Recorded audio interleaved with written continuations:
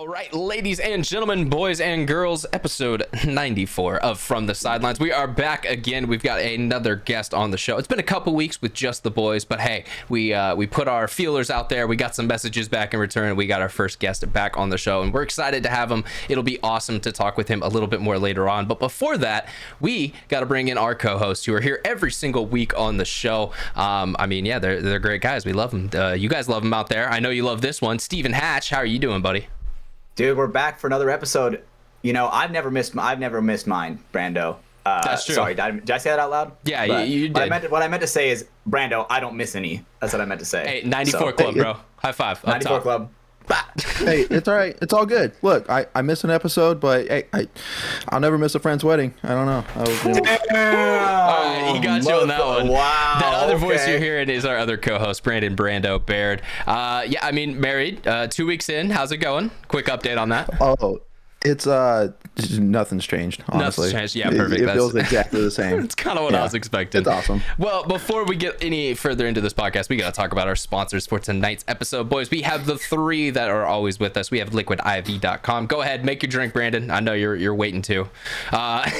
He's going to grab his pouch of Liquid IV out of that bag. It's got all the great hydration benefits, I guess you could say, electrolytes, minerals, stuff that you need to keep you hydrated throughout the day, whether you're, let's say at the paintball field, maybe you're, I don't know, just going through a regular day and you're drunk too much the night before and you're a little dehydrated. Liquid IV, it's definitely going to pick you up. It's going to get that hydration back in your body, make it a little easier to get back out there. There's a lot of great products like this, but this is the one that we prefer to use. They've got a lot of great flavors and options over at liquidiv.com. Use promo code. That's a new one. Use promo code Mafia_Moffitt. You're going to save 20% and get free shipping. Also, I found out the other day, my own mother, purchased Liquid IV without using our promo code, boys. What the hell? What's going on there? Trader. She could have saved 20% and got free shipping. So make sure you head over to Liquid IV. Use promo code Mafia_Moffitt. Save yourself some money. We also have our NECTR Energy, our second sponsor on today's show, NECTR Energy. We love them. I was looking for mine because I actually am going to throw one in here in a second. But they've got all their great flavors available at NECTR.energy. That is their website. It's the great little energy pouch. It's going to get you picked up. It looks similar to like a snus or a Zyn, something like that, but there is no tobacco. There is no nicotine. It is just caffeine and a neurotropic. Gonna get you picked up, ready to go, and they've got some great flavors. So yeah, it tastes good when it's sitting in your mouth too. I'm gonna go ahead and throw this in, but if you want to grab some for yourself, head over to NECTR.energy. Use promo code MafiaProductions, all one word on that, just MafiaProductions, and you're gonna get a buy two get one free with free shipping as well. So definitely head over there and save yourself some money with the code MafiaProductions. Last but not least, we have weltsclothing.co. Yeah, Welts Clothing, we love them. I don't know why I say .co, but Welts Clothing Co. and then weltsclothing.com is their website. So got those two switched up again. I'm all over the place today, but hey, it's okay because Welts Clothing, they've got your back. They've got some awesome apparel that is going to keep you laced up, looking sweet at the field. They also have their limited drops. First Wednesday of every month is Welts Wednesday. That's when they put out their limited edition apparel. So you got to be on those quick and fast. And if you use code FTS, you're going to save some money at checkout with those. Welts Clothing stuff goes quick. It's limited quality. It's limited quality. It's limited quantity. High quality. It's the other way. It's not that first one. And they make some great stuff, but yeah, it's all done by our boys down in Texas. Scott Stewart is heading up that brand, and yeah, we love working with them. So thank you to Welts and our other two sponsors for keeping the show and the lights on over here. Without further ado, we got to jump in with our guest. We have, a multiple time world champion on today's episode. The accolades could go for a long time, so we'll just skip those and we'll just bring him right on in. Impact player Nick Leival is with us tonight, and we're excited to have you on, man. How's it going? Awesome. Appreciate you guys. Thanks for the intro. I'm pumped because you guys are great at making content, and I just love paintball people making content. And, I've been a fan of your content production, pictures and videos, and you've been crushing it. And then, having Steve is like a awesome just character around paintball. Like, I just think that you guys are crushing it. So thank you, bro. Thank you for having me. Yeah, I appreciate that, man. And a former podcaster yourself for a little stint, at least. I was gonna bring that up, dude. Bro, I'm not even gonna lie. I was a duty, bro. I remember that was what you would call your little fans, J-Rab. I was a duty for sure.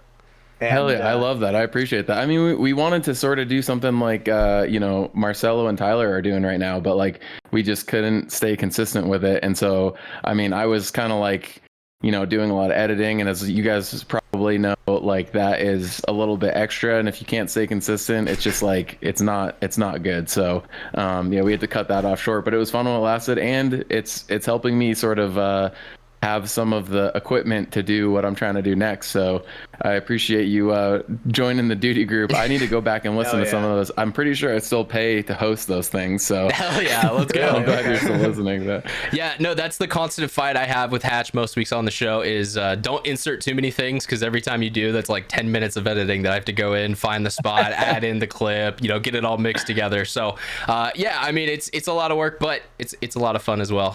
94 weeks in a row that we've been over here. Time flies too, because there's no way. I mean, dude, it's almost been 100 episodes. We're 6 weeks away from our 100th anniversary, and that feels like it's gone by in just the blink of an eye. Dude, that is so cool. I remember it being like yesterday where you were like, dude, I'm thinking about starting a podcast and I want you on it. I was like, me? So Hatch, I want you, Evan Fernandez, and Austin Kane. Yeah. There's one of those people left. There we go, baby. We hit those 94 weeks in a row. Have not missed one. Well, fuck yeah. Start to smart with more, though, because then you can whittle them down. That's you know exactly what I mean? Because it's really hard to do it alone. And then we got down to just 2 because Evan left first, and then Austin left, and we're like, all right, we need more than 2 people. We need 3 guys. So then we put out the feeler for Brandon, and hey, his beautiful face has been down there ever since.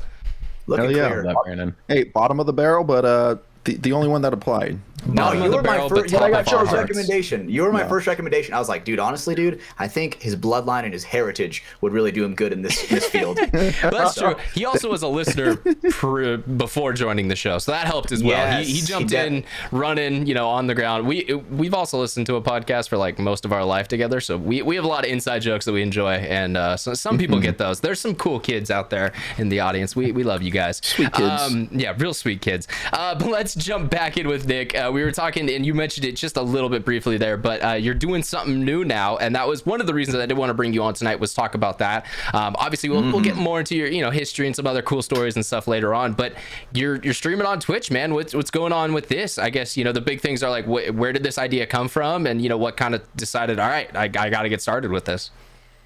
I mean, dude, most of us have probably grown up playing video games, and there's everyone in so many. Yeah, exactly. And so like, that's not going away. Kids are still playing video games, and I think that like all of us realize the relation between paintball and video games, and so it's like something I like to do by myself anyway.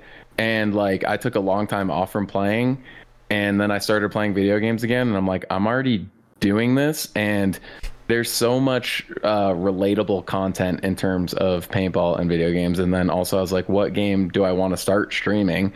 And I mean, my goal here is really to connect paintball and video games for people that don't play paintball. Like, it's sweet that paintball players might be a part of it at first, but ideally I want to bring people that don't play paintball into paintball, because there's a value in that real life aspect. And so I'm just trying to learn how to stream, edit, all that stuff, but ideally make clips and vids that will make people find people like you that are like, okay, these, video games clips are sweet, but like, look at this paintball clip. Like, this is pretty badass, and like show up to their local field, and hopefully some sort of relation there. And yeah, well, it's like a funnel. Maybe they find you off Twitch, they go to your Instagram, and then they're like, whoa, okay, this dude plays paintball. He also plays paintball, this looks too. Sick. Danny Lincoln. Oh my God, who's this guy? Or Verbal. Who's this guy? Let's go check out his page.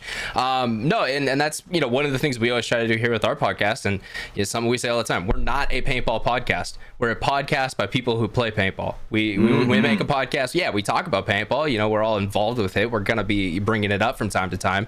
But a lot of the time, we're telling stories from our lives. We're telling jokes about the events and things that are going on around it, talking about gaming and other random things that are going on in the world. So pop culture, it definitely resonates to hear that it's not trying to just necessarily be like, hey, here's paintball in a different form. It's like, hey, no, here's me, I'm Nick, I play games, I play paintball, do you want to check that out too?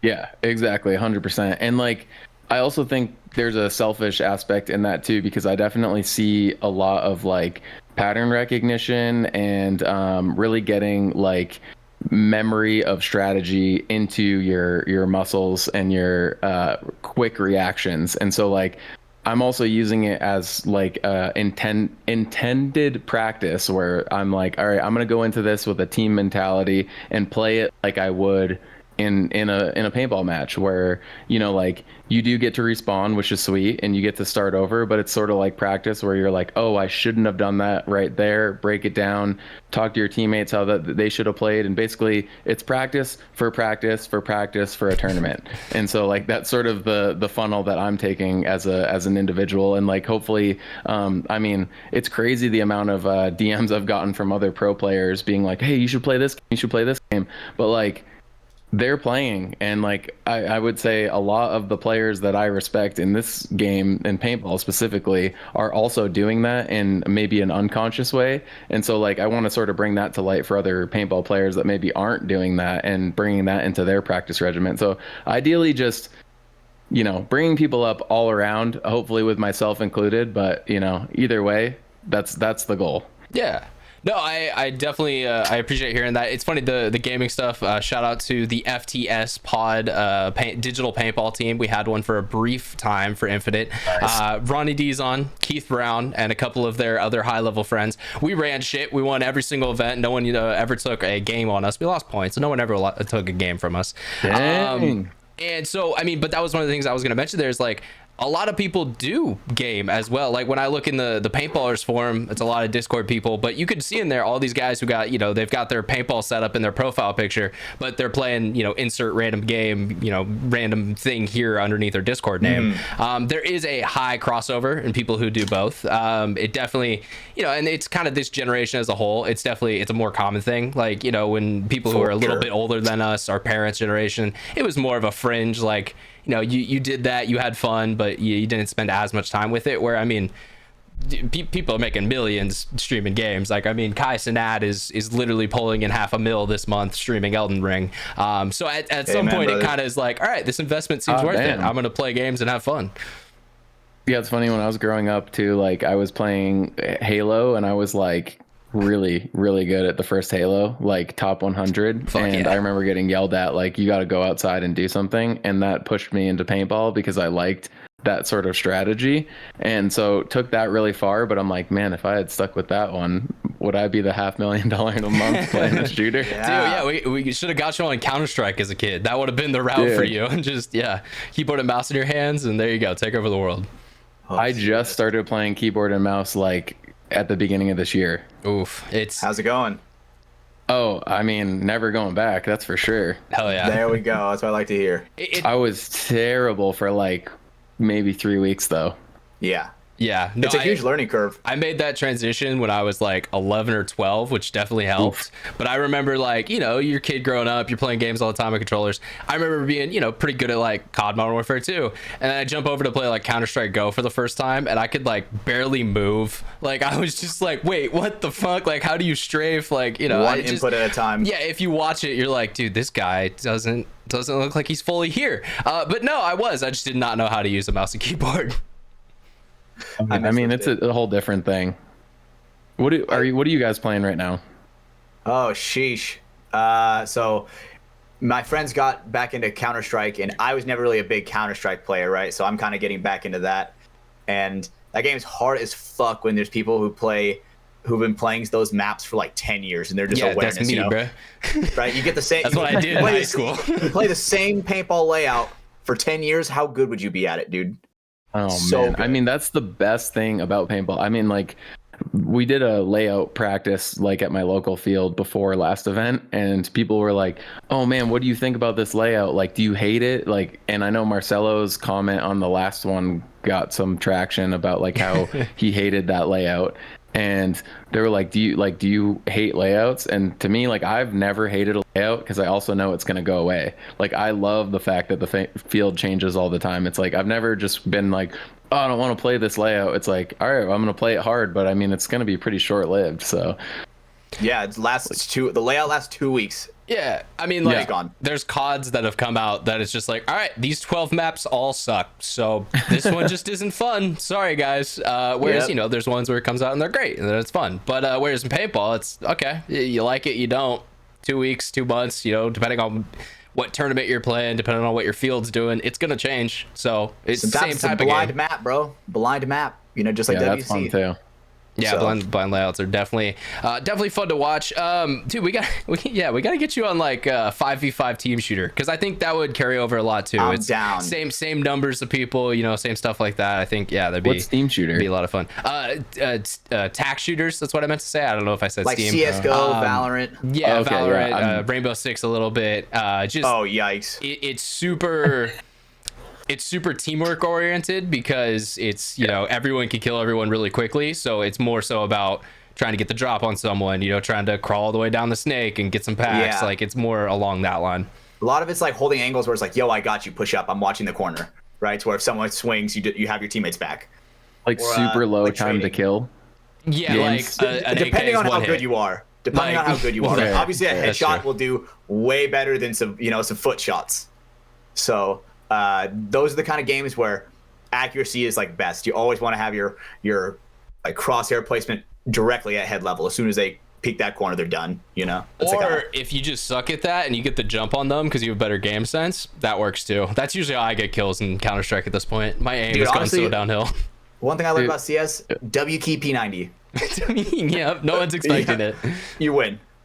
But, So that's what I learned. what were you gonna say, Nick? That's something I've been into a lot recently, is separating the tactics versus strategy. And like, we just did a drills night out here in Colorado, and I'm like really into the idea of basically your technicals versus your strategy, and how they're separate skill sets. And you know, some people are better at others, and really you gain strategy through experience and learning, and technicals you gain through practice and drills. And technicals kind of fade, like you always have to be working on them, but strategy kind of only builds, except for like where you are applying that strategy. And it's really interesting that you brought up like the idea of, you know, you're just going to play it like this. Why would you play against someone with good technicals versus your maybe not so good technicals? And that is you using strategy. And so like, I'm really into trying to break those two apart and like watching it. And like, for example, gaming, like I'm not necessarily the best technical gamer. I'm more of a strategy gamer, but I'm working on my technicals. Like I'm literally like practicing at nights in like bonus maps to like try to get better Crank at 90s, technicals let's to go. combine. Yeah, exactly. Oh, hell yeah. And then it's like the same thing as drills in paintball. It's like, I mean, at least in our field, it's really hard to get drills. Like people just want to play points and points and points and points and points. And technicals start to fade. And then there's like other areas, regions in the country that spend a lot of time on technicals. And like technicals can kick the crap out of strategy, because like strategy, you're only finding like different percentages to have an advantage here and there. Like, oh, I have better position, or, you know, like I have a wider gap I'm watching, whatever it might be, using your strategy. But like, if a dude's just on point and, you know, you might have that 30% advantage, but they're hitting 100% of their shots, it's like, it doesn't matter what your strategy is, like technicals win. So like, I'm really into watching that battle right now, in whether it be paintball or gaming. But Well, I was gonna say that's in every sport. You know, let's say take basketball. There's, you know, fundamentals versus IQ. You know, gaming, there's game sense versus mechanicals, like, or mechanics. There's a lot about how you can play, how well you can do, if you can hit that shot, or, you know, hit the three, or whatever is required from you, which I think is more important at the end of the day, because if you're just better, you're just better. Like if I go up against Shroud, I'm gonna lose, because Shroud's gonna click my head before I have a chance to do anything. Let's take that over to paintball. If I 1v1 pretty much anyone in the top 4 teams, it's not going to go well for me, because like I don't know how to do that. I don't spend all my weekends practicing or getting better at the game. But, you know, even if, let's say, someone's coaching me and I have great strategy and I know exactly what their weaknesses are, they're still probably going to beat me, because they're just that much better fundamentally or mechanically than me. Like your fundamentals are basically your ability to enact your strategy. So like, applying your strategy only works with really good fundamentals. And a great strategy can make up for a lack of fundamentals to a point, but really good fundamentals oftentimes can beat a strategy. Yeah, if that makes sense. I mean, another great example. It was a topic I want to talk about later, and it works out. I've been watching League of Legends international competition recently. Interesting. That's an esport that I've actually loved for a long time. Counter-Strike and League were the first two like esports I ever found and got into, because Cloud9 had a team for both of them, and so I was like, fuck yeah. This was also when Cassidy went over to work for them from HK, so I was kind of like, oh yeah, all right, I want to support those guys. You know, they like got one of ours. Now. And so yeah, ever since then I just jumped into it. But League is the definition of, you know, you can just be better if you just outplay someone mechanically, because it is a game that has such a high skill cap. So like, even, you know, the teams who are at this tournament right now, essentially the, like, you know, think like a World Cup in the middle of the season, so they have two instead of just one, so they have their big event in the middle of the season and then their big event at the end of the season. So, you know, these are the best of the best teams who have all qualified from their region to get there. And I mean, there's guys like, you know, Caps, Faker, who just make people look silly. And it's like, you guys you're in his tier, like you're supposed to be playing against him, but they're that much better that, you know, it doesn't matter that you got kills, got dragon, you know, snowballed the game, because if he just hits all of his things perfectly and you can't hit him, you lose. That's just what happens. Can't eliminate him if you can't hit him. Yeah, and that's why I tend to like the games where you have to risk to take the shot, you know, like all the shooters or paintball. Like, you can't take the shot unless you expose yourself. And so like that sort of like risk versus shot, like if I take an extra, I mean, this is a ridiculous number, but full second to take my shot, and I have to peek for a full second, and your mechanics are just so much faster that you're getting your shot off in a millisecond, I'm gonna look so silly. Like, I have no chance. No, I agree. Yeah, no, for sure. And it's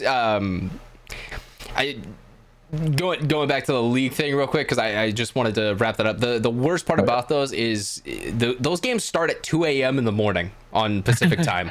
So my sleep cycle has been completely fucked up recently, trying to watch all that and get that in. But yeah, no, it is crazy, because you can see moments like that in there too. You know, guys, they have to risk because they're already behind, and then they get caught out, and then it puts them more further behind. Or there's been some cases where that actually works out, and okay, wow, you actually kind of turned the game back around because you took that risk or that gamble. And so yeah, it's something you see in pretty much any team sport or team thing like that. You know, there's got to be that ebb and flow between all the guys who are playing together. Nick, have you played CS:GO? Maybe in like the early 2000s for like a brief stint. Oh, so like you played CS, like original, not even 1.6. Oh, like, yeah, not old Go. school. Yeah. Back when it was super blocky, and I guarantee dial-up internet. So Okay. it was brief, but Digital I would paintball totally days. play that again. It looks good. Let's play that one together, Nick. All right. Yeah. It's funny. I have a list of games right now that I need, and like, I'm competitive, so I don't want to just like download a game and like hop in with like, because Ronnie's been trying to get me to play COD. I've got like some Apex Legends one now, CS. And so like, I'm gonna at least play for like a week, like in stealth, and then be like, send the invite. You know what I mean, dude? Maybe watch some YouTube tutorials. Be like, all right, what am I doing here? Yeah. We could probably get some people in the paintball community on CS for sure. Awesome. Yeah, awesome. Get a good 5-stack. Have you guys tried out the new Paintballers game? Yeah, by Zebra. I spent a lot of time in it because I made some videos on it, so I was trying to make sure I have kind of a decent opinion. I will say they put out a update last week or maybe a couple days before that, something like that, and the movement feels better. I have to give them credit. Good. This has always been my biggest complaint whenever we talk about it, is it feels kind of sluggish, kind of laggy, you know, and when you're playing a game that does it does start to bug you or annoy you, especially if you play it a lot, and you start to get to the point where you can notice those things more. And yeah, no, it definitely, they feel like they've tightened that up a little bit. I mean, obviously not perfect. Obviously, we can still go further and make it even cleaner. But Sure. they're doing great things over there. I've said for a long time, my listeners know, I think they've done some like really cool ideas with like stat tracking and a ranking system and stuff like that. Because paintball people are competitive. We have APPA for a reason. So it's just kind of bringing that over to a digital world to kind of just like we said with the stream, funnel people in. Random people on Steam. Oh, what's this? Oh, it's got a big community. There's a lot of reviews. All right, I'll download it. It's free. I'll check it out. Oh, okay. Now I'm playing paintball. I never even knew what it was before. Yeah, and big ad. I'm a big fan of Brett Messer as well. So like, I just want him to do well. I played one single game of that. I have it downloaded right now, and I was like, doesn't feel right. I'm gonna play it when I get pedals, so I've got some pedals on the way. Oh God, you're gonna be the lean and then god. I'm in. Yeah. Oh yeah. I mean, I couldn't move right with leaning at the same time. So once the pedals come in, this is all you need. Just the side of your mouse. It's got 2 buttons. One leans left. That's definitely one leans what I right. use for sure. That's the go-to. I'm more of a crouch slide with the mouse buttons. Oh, okay. All right. I like that. Interesting. Okay. The tech. Depends on the game. Sometimes I use that as jump. It is funny. I've actually had people from the paintballers community come after me in a couple comment threads saying that I'm being too harsh on the game or Brett and all the stuff they're doing. People need to understand, like, I've talked to Brett. Like, we see each other at events. Like, it's not like, we're just 2 random strangers. And I'm also being harsh on it because I want it to be good. Like, there's no reason to sit here and be like, yeah, it's great. Just keep doing what you're doing, because if they don't get feedback, then they're not going to be able to actually change things and make things for either the better, or hey, if it's worse, then all right, cool, they tried something, now let's go back and figure out a better way to do it. Their box and in such a hellish example. Sorry. The box mechanic? Sorry, so in the first beta, they had it to where you had to time the breakout, and once you hit a certain key, it would let you come off the box and start shooting your marker. Sounds great in theory, but with network ping, with different reaction times and stuff like that, it actually really penalized a lot of players because they either they didn't realize what was going on, they got stuck on the box, they were too late, so they were always getting shot off the break and never really having a chance to even fire a paintball back. So now they've changed it to, instead of holding you there, it'll just let you go a little quicker if you hit it at the right time, which you still get an advantage. If you are better or you have faster reaction time, you can come off the box a little quicker, but it doesn't penalize you as much. So instead of penalizing you, it rewards you, which I think that's a better way to go. If you're a better player, you get a reward instead of just like I said, the new guy who doesn't even know what paintball is, here's a buzzer go off, and now he's like, wait, why can't my character move? I'm stuck here. Oh, and I'm dead. All right, cool. I'm gonna go on and install this game. So it's little things like that we got to point that out so they can get feedback and then make refinements and make it better. I totally agree with that. Like, the first time I played, that was the first 2 points that I played. I was stuck on the box, and I didn't know that you had to press a button to get off of it. So I totally understand what you're saying. And like, the whole landscape of games is so competitive that like the game has to be really good because there's so many really good games. Like, minus Call of Duty, for all you Call of Duty fans out there. I stopped playing that a while ago because, amen, brother. I haven't played COD since before Call of Duty Ghost. I'm with you on that one, but I'm still on strike because it's been an unfinished game for the last 10 years. So that's exactly what I'm saying. You're speaking my language, bro. I like this. Yeah, there's so many cheaters in that game that it's like it's ridiculous. I saw a reel the other day. People can't give them money. People found a way to mod in RPG rounds for a shotgun. So essentially, they have a multiple round RPG that they can just spam at people. Is anti-cheat even a thing in that game? Like, what the fuck are we doing? Dude, I've seen search and destroy matches where dudes are running through with like a ray gun in like search and destroy. It's like, what? Like, how do they do that? It cheats. They're crazy. What's even sadder? The reactions are funny. Oh yeah, I'm making clips. That's sweet. But like, it's kind of sad that there's like a whole giant industry of subscription-based cheating software. Oh like, that's why it continues. No, 100%. Like, people are willing to pay. Willing to pay.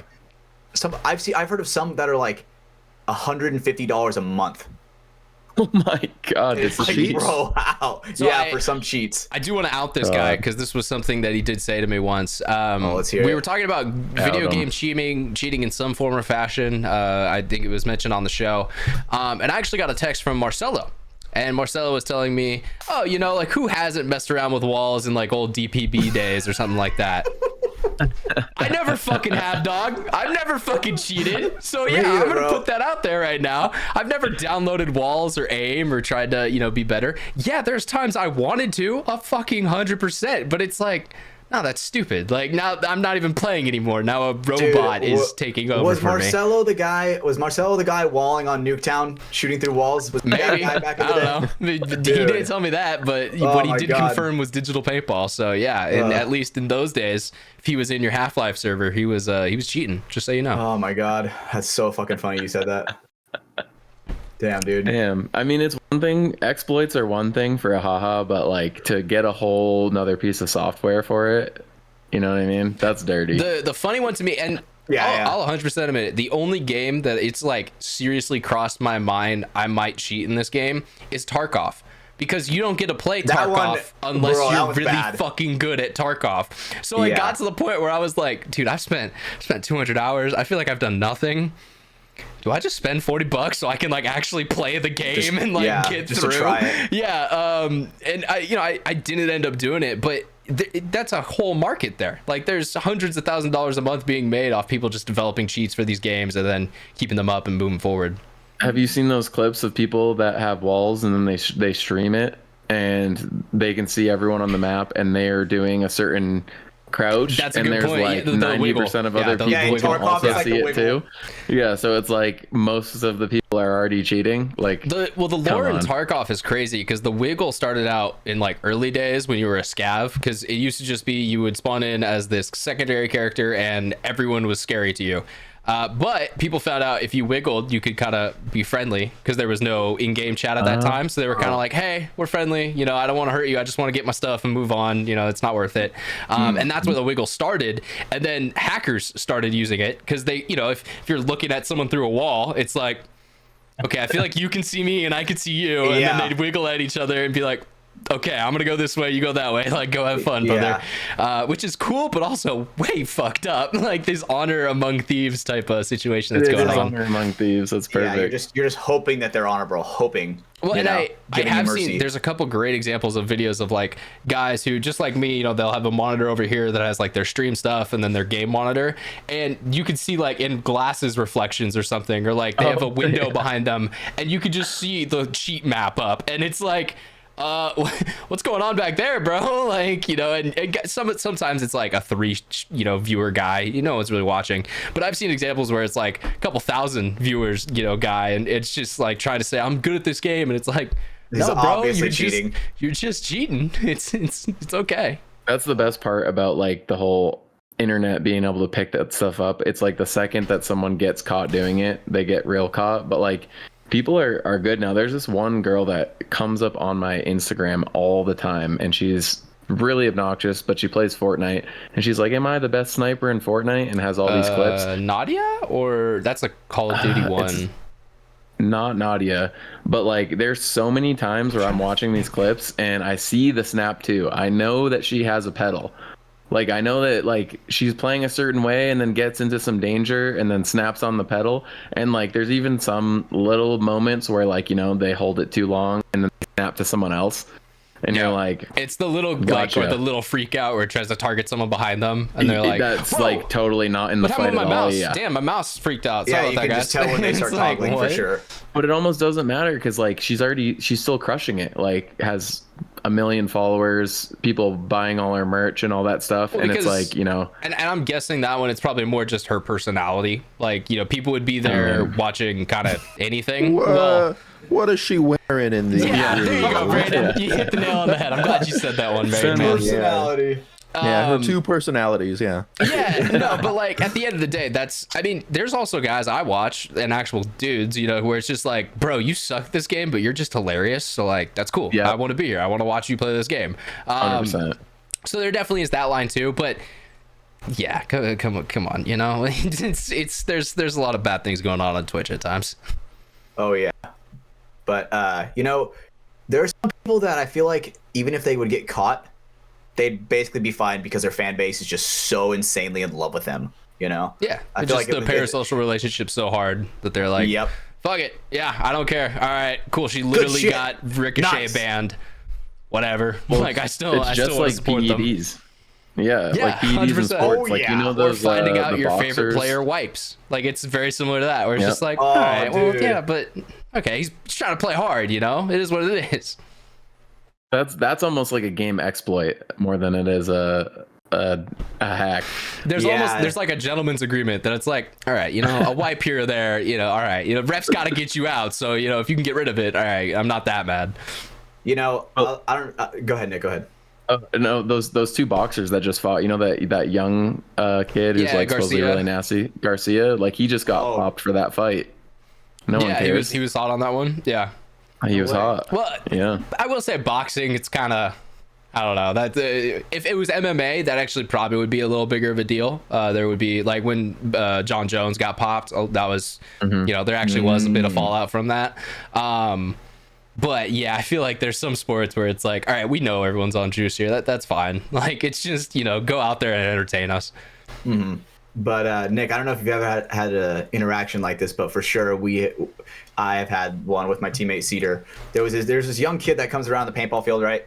He loves being around us, right? Because we're kind of like we're the semi-pro team around the field, right? Oh yeah. And I remember one time we were talking, and he was listening to us, and he was like, "Oh, I got out on I got shot in the barrel." And then one of us goes, "Dude, when you get shot in the barrel, you tuck that shit in and you don't get barrel out." hits do not count. Right? And then the kid looked at us like, "Oh my god, my hero cheats, bro. My hero cheats at the game of paintball." Right? And that was a look I will never forget because it was just so funny because we didn't realize it at the time until we were like at like the hour and a half drive home. We're like, "Damn, maybe we shouldn't have said that." Yeah. We fucked up.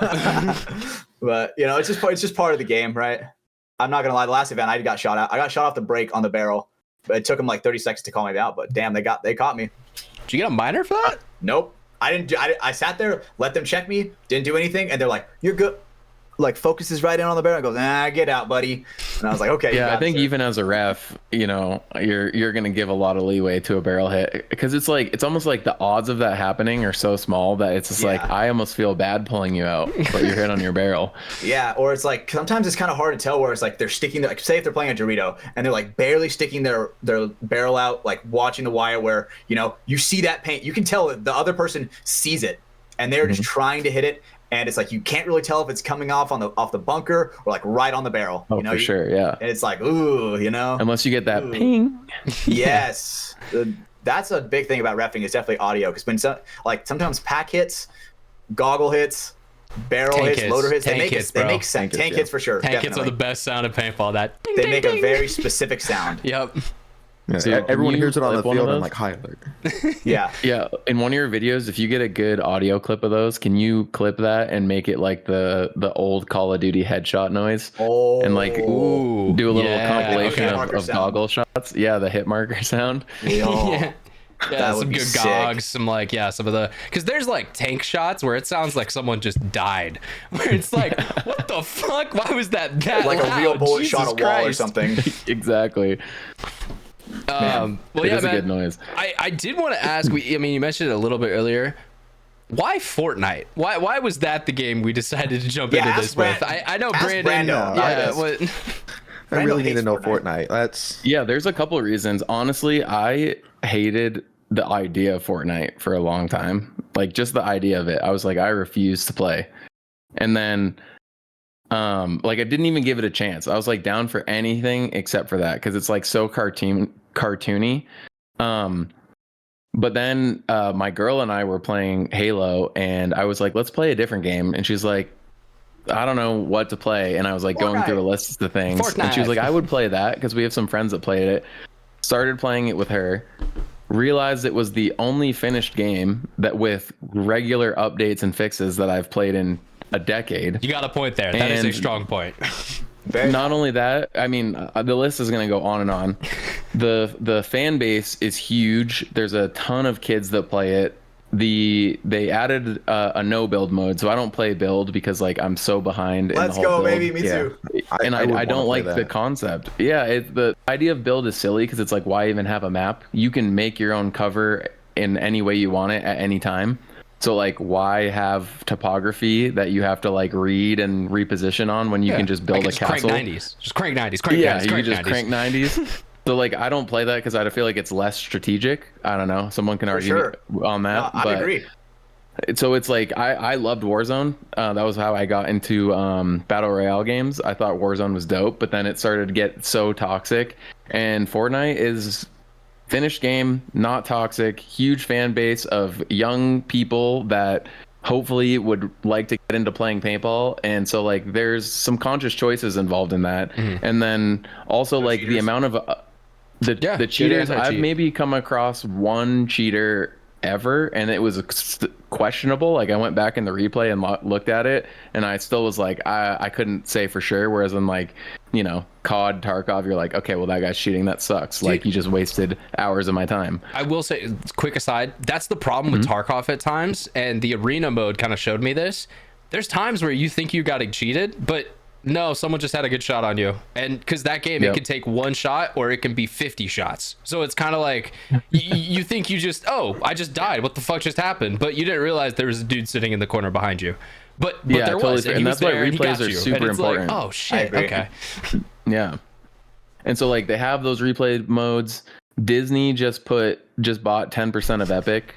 $10.4 billion Disney just put into it, and I just see that game continuing to grow. Like they have so many modes. Like you can do anything from like little practice 1v1s to like people build out these full murder mysteries or side quest games. It's just such a huge game that's going to continue to grow. And so like being a part of that, I feel like makes sense to me when I was looking at a lot of other games to play, and sort of like the crispness of the game. Like a lot of other games get kind of blurry, a little too fast. It's just easier to watch. And not only that, is like, dude, I've been out, in the last 4 times I've gone out, I've met a random person, more than half of them being females, that are like, dude, I love playing Fortnite. And like there's no other games like that. It just brings people together. It's silly. You can dance. There's a lot of just dumb stuff that you can do. So it's just a combo between that like fun hang but also competitive mode. So like there's a lot of reasons why I like it. But just like you, I was like, dude, no way I'm playing that game. It looks so childish. I'm a total Brando. convert. Come on, Brando. ready. Convert. I was ready to die on that hill. I'm ready. Dude, I Do you was have too. to play in third person? Yeah. There are a some first-person guns. mode There is are some coming guns. out in I think 2 months. There's a first-person mode coming out. Okay. Just get good, Brando. You ever think of that? Shut up. Yeah. Dude, Brandon dude. also needs his computer still before he can I need a actually PC. run something. Come on, Danny. Dude, text Danny, Oh, bro. Come on. You were supposed to. That's on you. But like I used to play PUBG a lot Oh, with shit. Okay. Mouse and Rainy. I love the realisticness of that game, but still, it's like, how many games do you know that are just have been beta for the entire time that they've existed? Star And you're Citizen. like, finish this. Just finish this. And I just love the conversations that we would have like after a point. We died and we're like, oh, we should have done this, this, and this. And like, I could have played this angle a little bit better. And I'm like, it would be so cool if some people could listen in on these conversations, because they'd get a lot out of it, especially from like those type of people's perspective. And so that was why I was sort of like, let's try to find a way to make that happen a little more. Oh, yeah. Yeah. See, I played a little bit of PUBG. I did like PUBG. The whole Fortnite hate, it was cool to hate on Fortnite when it first came out, you know? I'm with you. I'm on your team, dude. Amazing when it I'm was there. first came out. Yeah, I actually disagree. You were I a child played. when it came out, Hatch. No, I was not, bro. Fuck No, I you, Brandon. graduated Old man. high school and everything, dude. I remember playing OG Fortnite. Dude, Yeah, season I 3 days, remember- bro. I remember, no joke, like laughing so fucking hard, like just going absolutely bananas at like 3 a.m. Yeah, You know, I where have it's like, I have college class in the morning and I'm just playing Fortnite. I have a Snapchat memory of the first time me and one of my best friends made a like sky bridge, and we're just cackling laughing because we're like, we're so smart, look at us, and instantly it gets shot down and we just fall off. And it was, but there were great moments like that when it begun. The problem became when you literally needed to like sweat your ass off to do anything because there wasn't the no build mode yet. So it was like, oh my god, every game I get into, like, you know, unless it's the first 10 seconds, they already have mats, they're gonna build, I can't do anything, and I'm dead. It's like, well, everybody's watching Ninja, bro. Fun. Everybody's taking notes from Ninja. Yeah, Ninja doesn't even play build anymore. No, hell no, because he realized how stupid it is. It's stupid, and like it's so unapproachable too for like someone who's just trying to get into it. No way. Man, it's like in 2024 you can't just jump into builds. Like you have to like train to play it. It's not fun to even like just be in the game. Like you're not gonna win, but just to like at least get a kill or two and feel like, okay, I played the game. I feel like default mode on Fortnite now is like zero build. I feel like when you like first load it up and like the first thing you see is usually actually Lego Fortnite, actually, but you scroll down which once. Is pretty dope too. Okay, that's another good one. Okay, Nick, Minecraft, yay or nay? God damn it, how to live. I like it. I just can't invest the amount of time into it, but I think it's such a cool idea to be able to like bring all your imagination to life. Like I get why kids play it. I have no hate towards Minecraft. I think it's pretty dope. The best way to play Minecraft, and we've done this a couple times, is like every 6 months to a year, just start up a server with like 6 friends.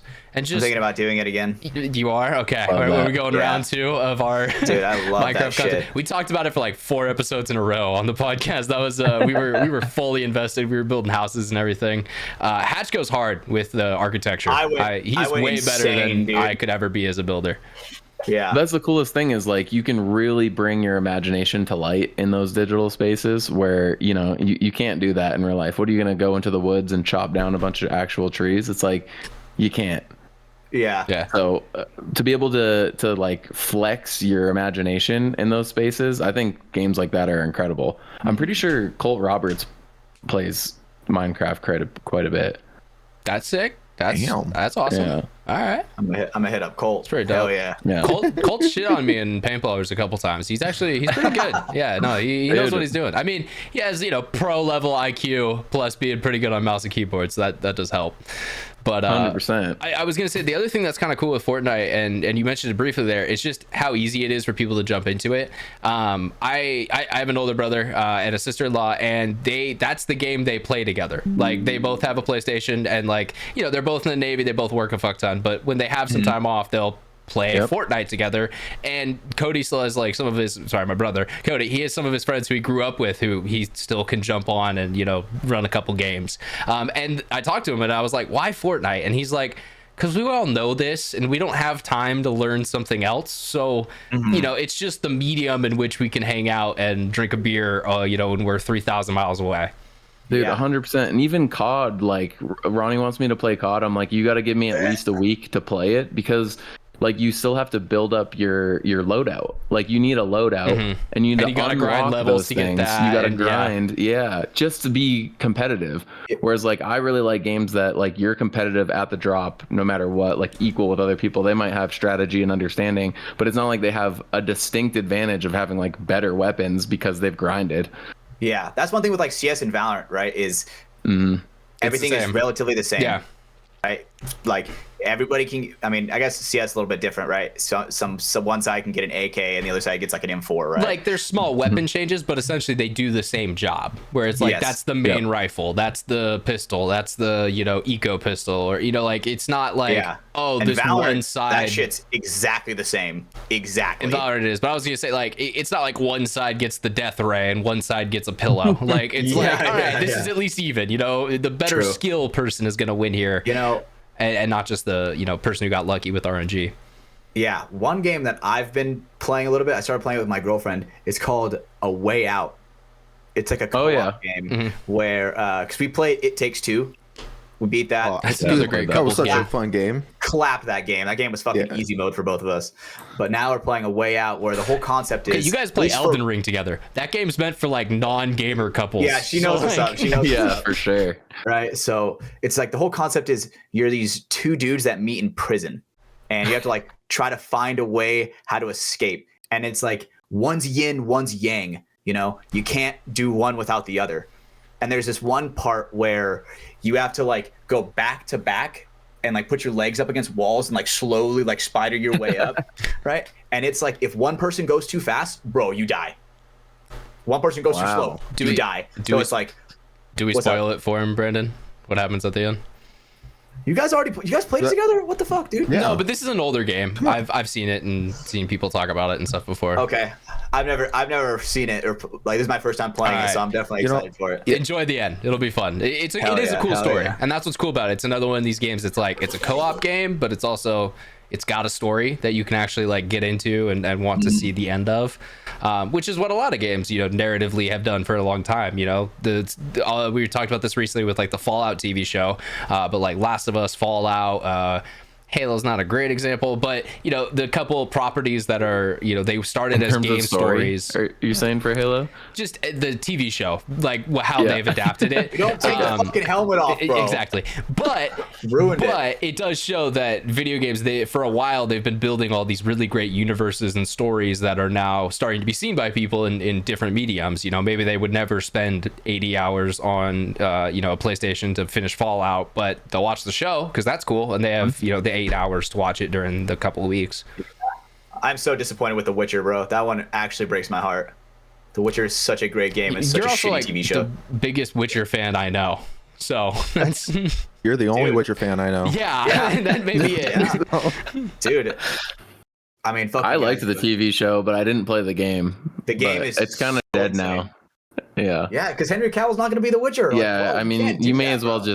just end the whole thing. I agree. There's no way you can bounce back from like the guy who fully immersed himself in a role, and then you get. How didn't they get him back? Like, what is the deal? Well, with that? realistically, so the reason why he left is because he was like really upset that the writers kind of were like shitting on the story. They're like, we're not really going to do what the books say. We're just kind of going to do our interpretation of the books.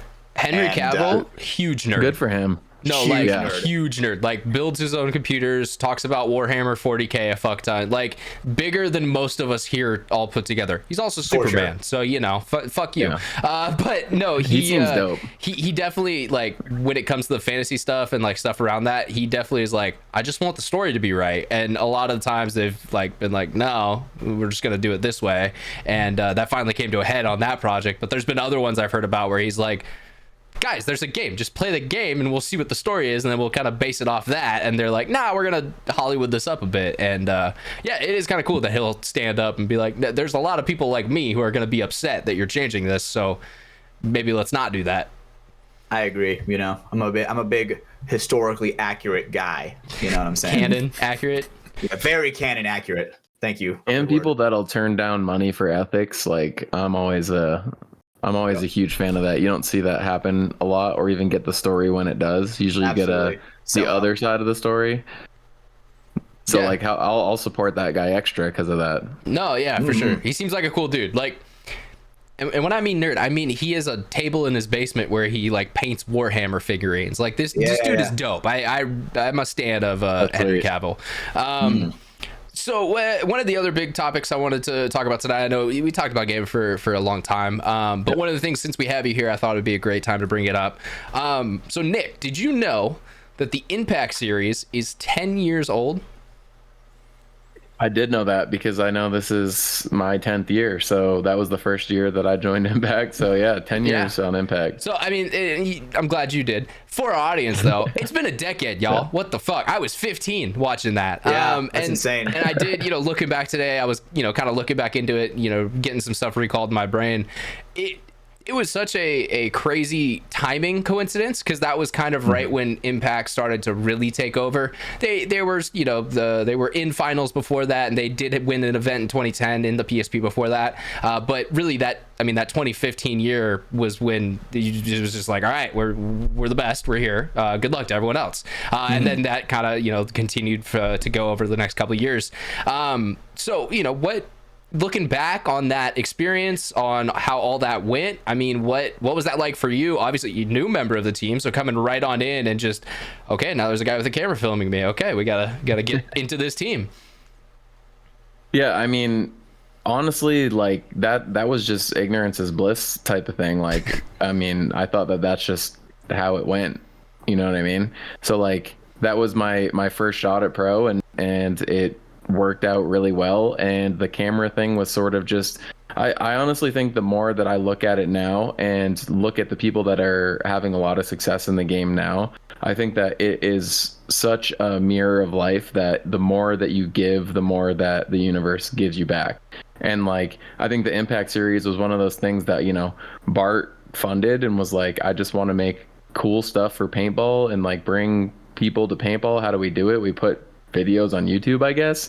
We get a videographer, and so that was more about, you know, giving, and then the universe gave us a lot, and then sort of that became, I think, sort of the B plan slash subconscious of a lot of people that are giving right now. And like, you look at Dynasty over the past few years and the amount of content and creation that they are doing, and like how it kind of comes back to you. And that's sort of my mentality right now, is like, I think that like the more that you selflessly give in what you can, like you'll be rewarded for it. And so like, in terms of that time and era for me was sort of like, I mean, I was just holding on to the rocket at the time, you know what I mean? There's not too much of like I was very appreciative during the time, but then like after that started to go away and we started like losing certain players that were, you know, integral parts of that system,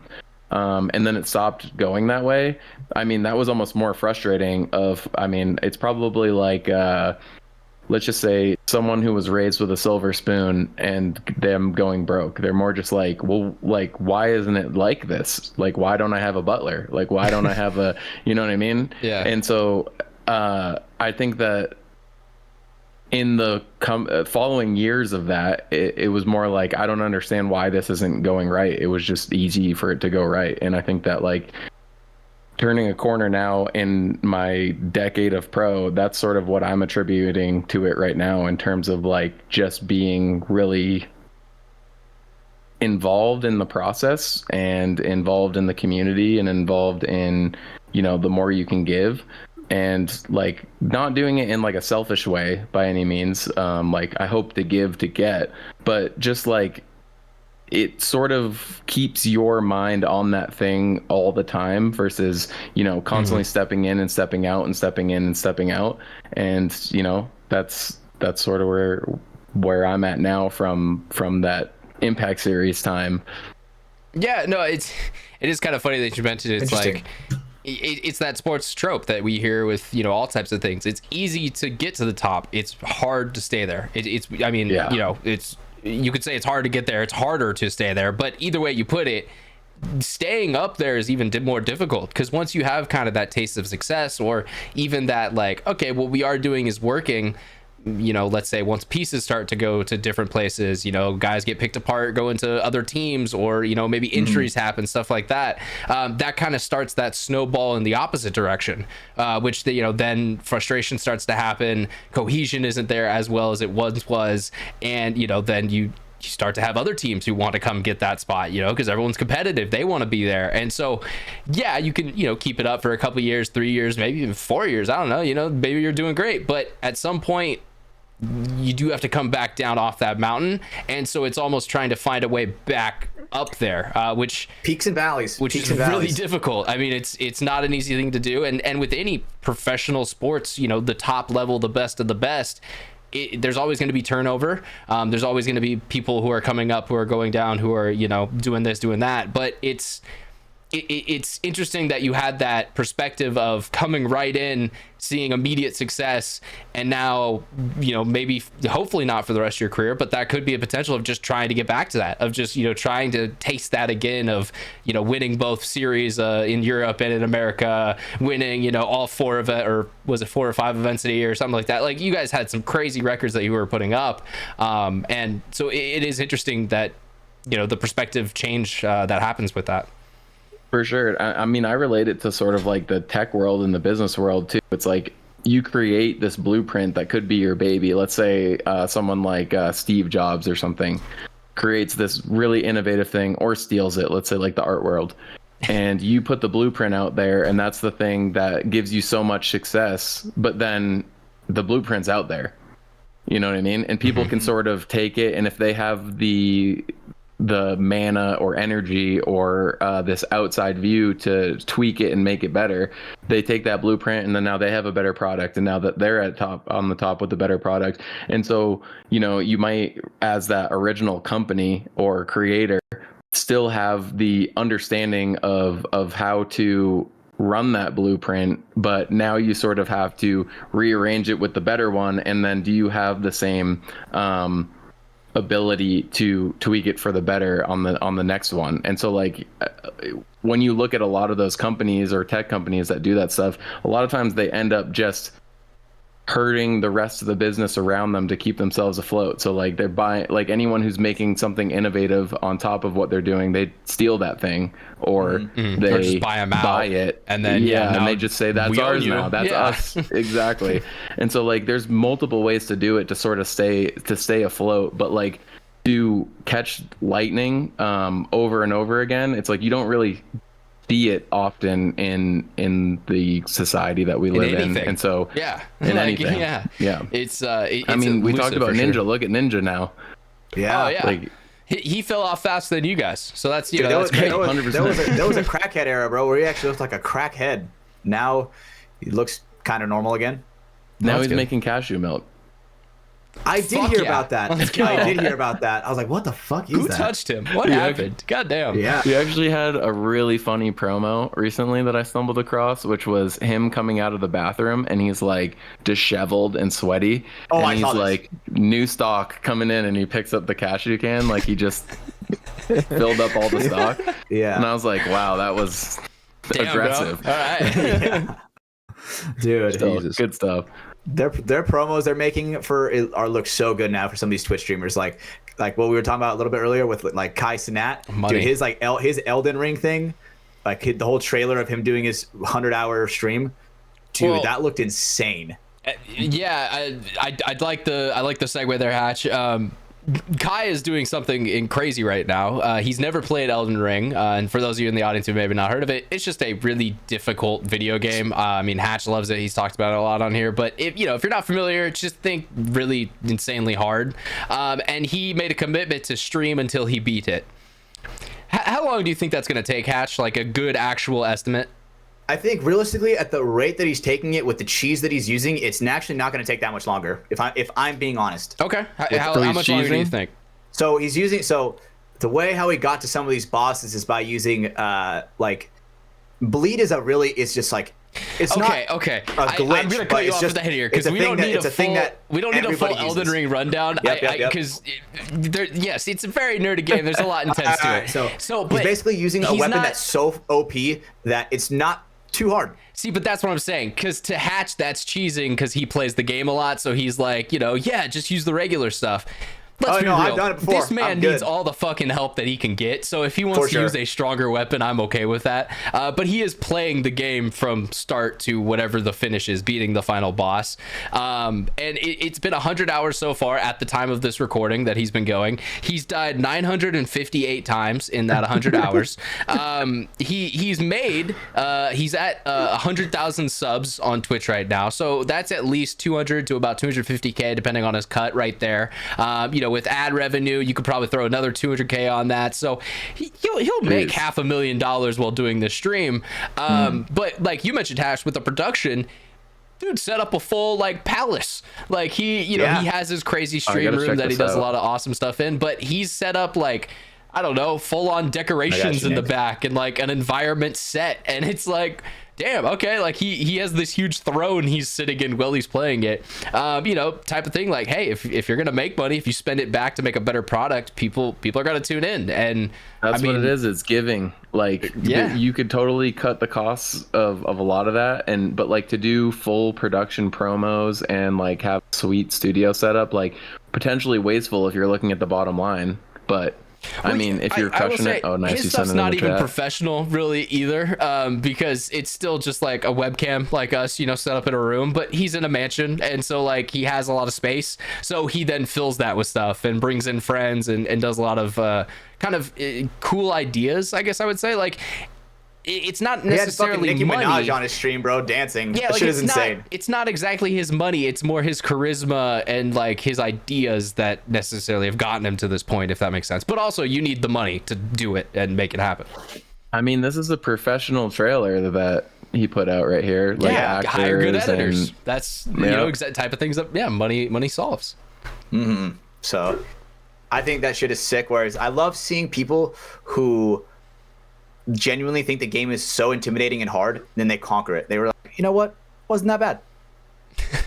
Well, because it's very Go ahead, Ryan. sharp learning curve. So it's like your first couple days, you know, let's say his first 24 hours, he didn't do anything. He didn't make it past the second boss. Really, he did nothing for almost 24 hours.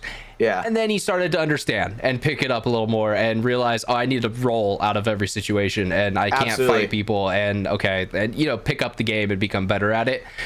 Which, you know, like Nick was saying earlier with like COD and stuff, every game has that type of like, you know, coming in period where you're like, okay, what buttons do I actually press? Or, you know, like what's the, I don't know, what's the system here? How does this work? I mean, one thing I will say that I think is really funny about Elden Ring, that watching people play it, once you get to a certain point, you're like, okay, I got this. And then the game is like a huge fucking awakening point to where you're like, damn, dude. Like the skill ceiling is even higher that you have to hit. It's insane. And you're like, well, I thought I was powerful until here, you know? And man, dude, shout out to Kai for accepting the challenge, dude, to become Elden Lord. Yeah, Elden Lord. Definitely. That shit is awesome, dude. Definitely not easy to do. Going back to the Impact series, Nick, was there any moments that stood out from that to you? Was there anything that, you know, looking back even today, you're kind of like, oh, wow, that was crazy that we did that, or, you know, that team was able to achieve that? I mean, within paintball, I think winning events back to back and winning the season. I mean, I've always said that I would rather win the season than any events through the year, because I think the consistency in paintball is so hard with all the randomization that can happen with a bad call at the bad moment. And, you know, the margins are so small, like especially in this day and age where, you know, most games are going down to 1 point overtime. Like the margins are really, really small. And so to win multiple events in a row, I think was a crazy point. But I think for me, the most memorable stuff was the ability to really appreciate the after event stuff, like going to Europe and planning time to do things together and going out in these different cities. And, you know, like losing events, you don't want to do that as much. And so like having the time and energy to be like, oh, let's do more, let's add on top of this, and not having that huge emotional drain afterward, I think probably the best sort of memories. Mm-hmm. Yeah. Okay. No, it definitely, I mean, if anyone here watched the Impact series, you saw those moments. I think of the what was it, the Roman candle fight. That's like the one that stands out to me. That was, you know, a 15-year-old kid watching that at home, and I was like, that looks fucking awesome. Like, holy shit, they're having fun. But, you know, just other moments like that tied into paintball, and like paintball was what got you there, but then that was what was able to arise of it. As Maddie always says, the gifts of the game. Yeah, and those are the real gifts of the game. And I think that, like, I mean, when I was playing paintball before that, or even during that, like drinking even just casually before or even during and the evening of an event was like not only normalized but like encouraged. And like, at least in pro right now, I don't think that there's very many people that are doing that kind of thing. Like, it's so serious. And so to like be in an era, growing up in an era that had that sort of extra fun included, I think was also a contributor to that success, because it's less regimented and more, you know, kids out there having fun and really appreciating the gifts of the game and going to different places and having free time during those things. And I just don't think in pro, at least, that's happening as much anymore. You're 100% right. For sure. Which is crazy, because people might go to a paintball event and be like, you know, this is still a pretty kind of wild and rough place. You know, like there's a lot of stuff going on here. it was crazier. Like it was a lot more of a Wild West type place. You know, when guys like Maddie and all those Dynasty guys were in their prime, they were going crazy. Like it wasn't like they were just going to their event, going to hotel, going home. Like there was a lot of other things thrown in there. Obviously Brandon has some stories from his dad in the 90s of even crazier stuff when there was no camera recording or any of that. All the bar fights they got into Friday and Saturday nights. Yo, that's what the Ironmen used to run, the paintball field and the streets. But yeah, and so we definitely see it's a lot more sterilized now, where yes, we have good personalities, we have people who have fun in the game and kind of make it exciting, but you know, yeah, guys aren't going out and drinking until people 2 a.m. and then showing up to the, you know, event hungover still. But that was something that happened quite a lot in the mid 2000s paintball. I think people are too afraid to be like goofy and like themselves because they'll be looked at as, you know, a fucking goofball, you know. And that's just my take on it. Okay, but like the good way to point against that is look at Alex Frazier. Does anyone take him less seriously? That's what I'm saying. Like, that's yeah, why, he's a big goofball, but everyone so still knows, like, okay, Alex can fuck you up. Like he knows how to play this game still. He's a pretty good paintball player. I think Alex is one of those very few that still remains, you know, goofball in the moment for sure. And that's how I like to be for sure. And I think part of that is just society in general, honestly. I don't know how much of it is paintball included, but like there's definitely outside influences that cause that. And if there is going to be a character in other things, regular life, they're oftentimes a contrived character, very intentionally a character. And whereas like early paintball was just very much yourself. And I don't think that's necessarily a symptom of paintball becoming more competitive as much as it's life being, society being a little bit more stringent on what you can say and do, even though people are supposed to be, you know, free and stuff. People are afraid to say things and take risks and be themselves. I don't necessarily think that that's all paintball. But that being said, in terms of like contrived characters, like I would love to be one of those characters 100%, but that wouldn't be me. You know what I mean? Like I am very monotone. I'm not very animated. And like, even in our team, like we talk about, like, we need someone who's a little bit more of a hype man. I'm like, I have the courage to do it, but it just would be so unnatural coming out of my mouth. You know what I mean? And so like people like that are important. But I think a lot of those people also have been toned down by the fear of, you know, saying the wrong thing and getting canceled for some reason. So no, I mean, you're 100% right with that. And it kind of in both of those points, because, you know, everyone on this list of the show knows I love my wrestling examples and tying them in, because I think it's a perfect way to show, like, The Rock in the ring is The Rock still, but it's him at 100% intensity and energy and charisma, and like it's still kind of show mode. Yeah, like, you know, all John Cena's a very similar way, where it's, yeah, that's him, but he's trying to be the most outlandish version of himself, the most extreme and ridiculous and says whatever he wants version. And I think that's why those characters became so loved, because it was based in reality. Like, it wasn't like, you know, I don't know, it wasn't like Brandon was going out there and trying to get everyone hyped up, because that would just wouldn't work. That's not Brando. You know, I love you, buddy, but you're the silent guy who's stitching up bodies at the end of a surgery. That's what you should be doing, and you're great at that. But, you know, if, you know, let's say someone, I don't know, Poland from paintball, we were just talking about him, Alex could go out there and probably do that kind of good, because that already is him. He already has kind of that energy, that, you know, that the charisma to be in that situation. And if he, you know, amplified it and made it bigger, then yeah, there'd probably be people who love that. And so I think that's one of the things that we saw in those early days of paintball, and especially with stuff like Faceful, all the different magazines, Paint, you know, Extreme Paint, what was the other one? Paintball 2 Extreme. There was so many, you know, kind of ways to highlight these huge characters. Thomas Taylor, perfect example, has a fucking huge mohawk. It's easy to see him. It's easy to know exactly who he is on the field, when there's a lot of people who blend in because you're wearing the same jerseys, the same gear, the same mask. And so that was really the era we saw that of, not just in paintball, like you said, but in the world as a whole. You know, it was a very loud, boisterous, you know, crazy time. Let's, you know, life's changed a lot. It's crazy. And only, you know, the 20 years that we've all been here. Yeah, and Yeah, it's like almost like everyone's thinking about inflation a little bit, where they weren't in the 90s. Yeah, no, not at all. That's what are you talking about? the Pepsi freezes went up, bro. God damn. Yeah, the freezes. Yeah, this is a conversation before the show. The Pepsi Freeze Index. Hatch has this drink that his local gas station sells that he loves, and it went from being $1 to being $2.50, and so that's now.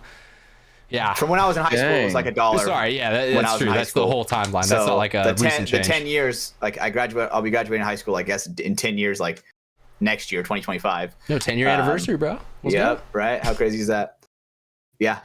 That was when I truly noticed inflation. Yep, that was when I truly noticed inflation, was when the Pepsi freezes went up. I was like, dude, I gotta get out of here.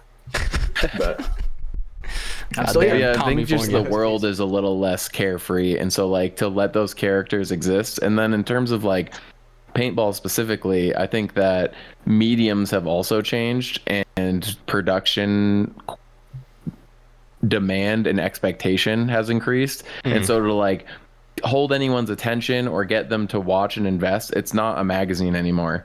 Like, you need to be making documentaries, you need to be making viral clips, and that includes people having to either film themselves, which is, you know, hard to do, or you're hiring people like yourself to take on that role. And I don't think paintball is investing enough into creating those characters, in terms of like getting them out there and letting people live.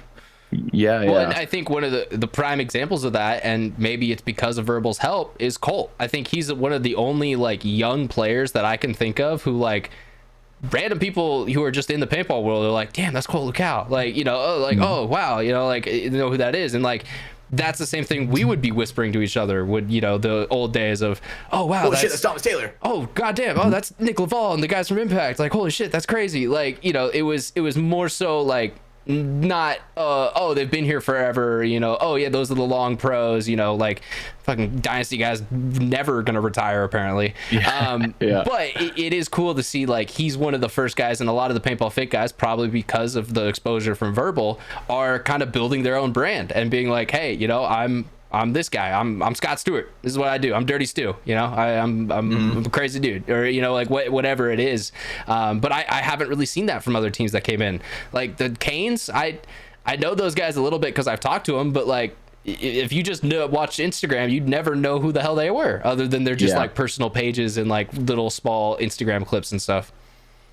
And that's something that like I've sort of pushed in terms of sponsors encouraging that kind of stuff, because a lot of paintball sponsorship comes from, you know, like, hey, we'll give you this paint to wear our jerseys, all right, but then sponsors get mad saying like, you know, you're not representing our brand enough, or, you know, we want you to make posts and stuff. But like, I honestly think that like, if sponsors were saying things like, all right, we're going to give you these 10 cases of paint per practice, whatever it might be, but we also expect each year 10 players to make one Instagram story, whatever you make that deal to be, you're also encouraging that content creation. I think that is the sort of the path that we could take. Because I mean, I would say maybe 20% of my team is active on social media.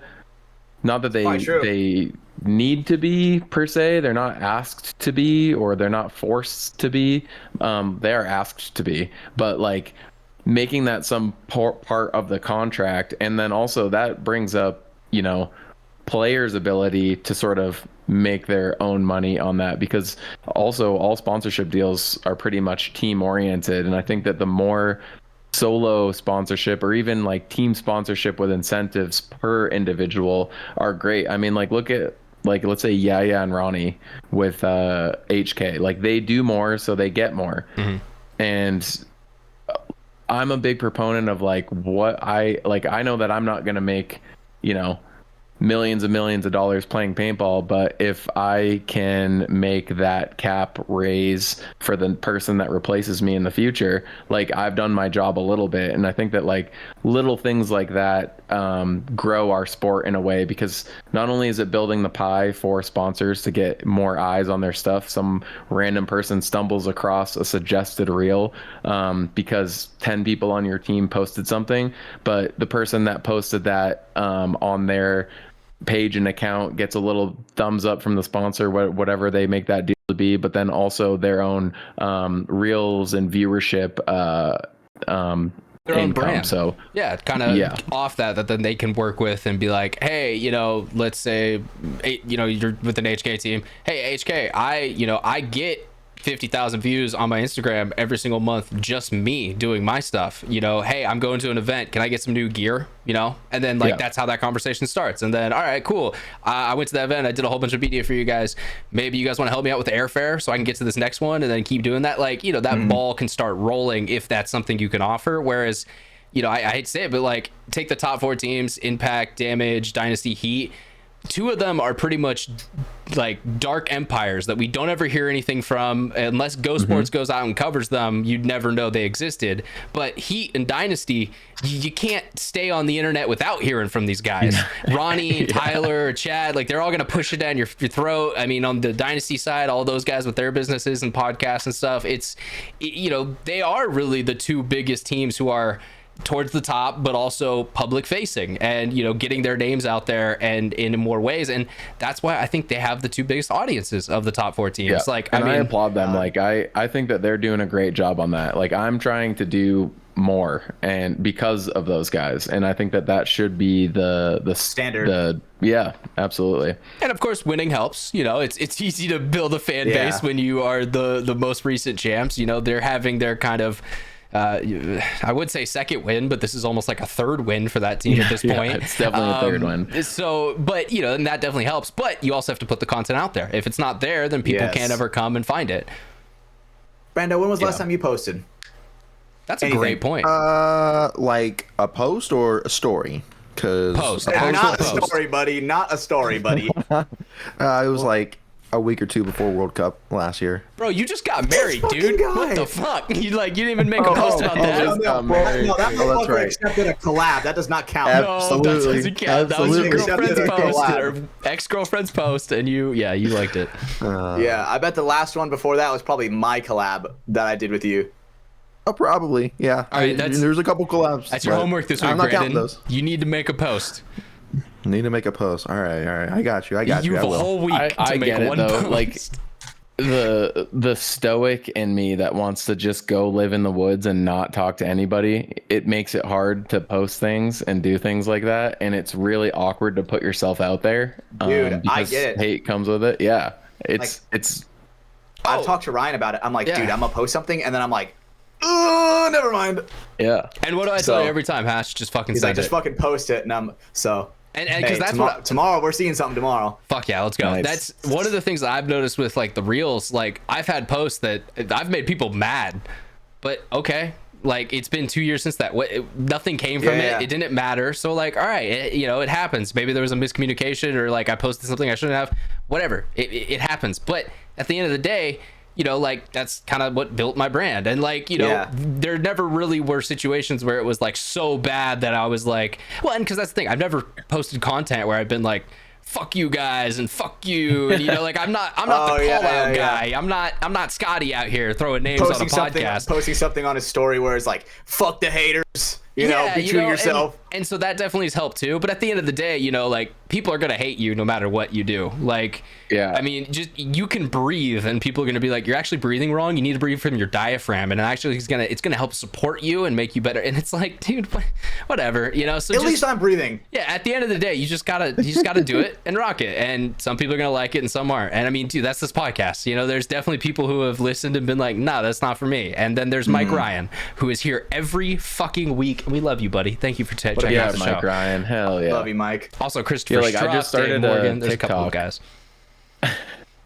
I just started a TikTok a couple weeks ago, and I've been posting every other day, little clips, because I'm trying to learn how to edit from those long form videos, and get all those little screen whatevers and just trying to figure out the algorithm, all that stuff.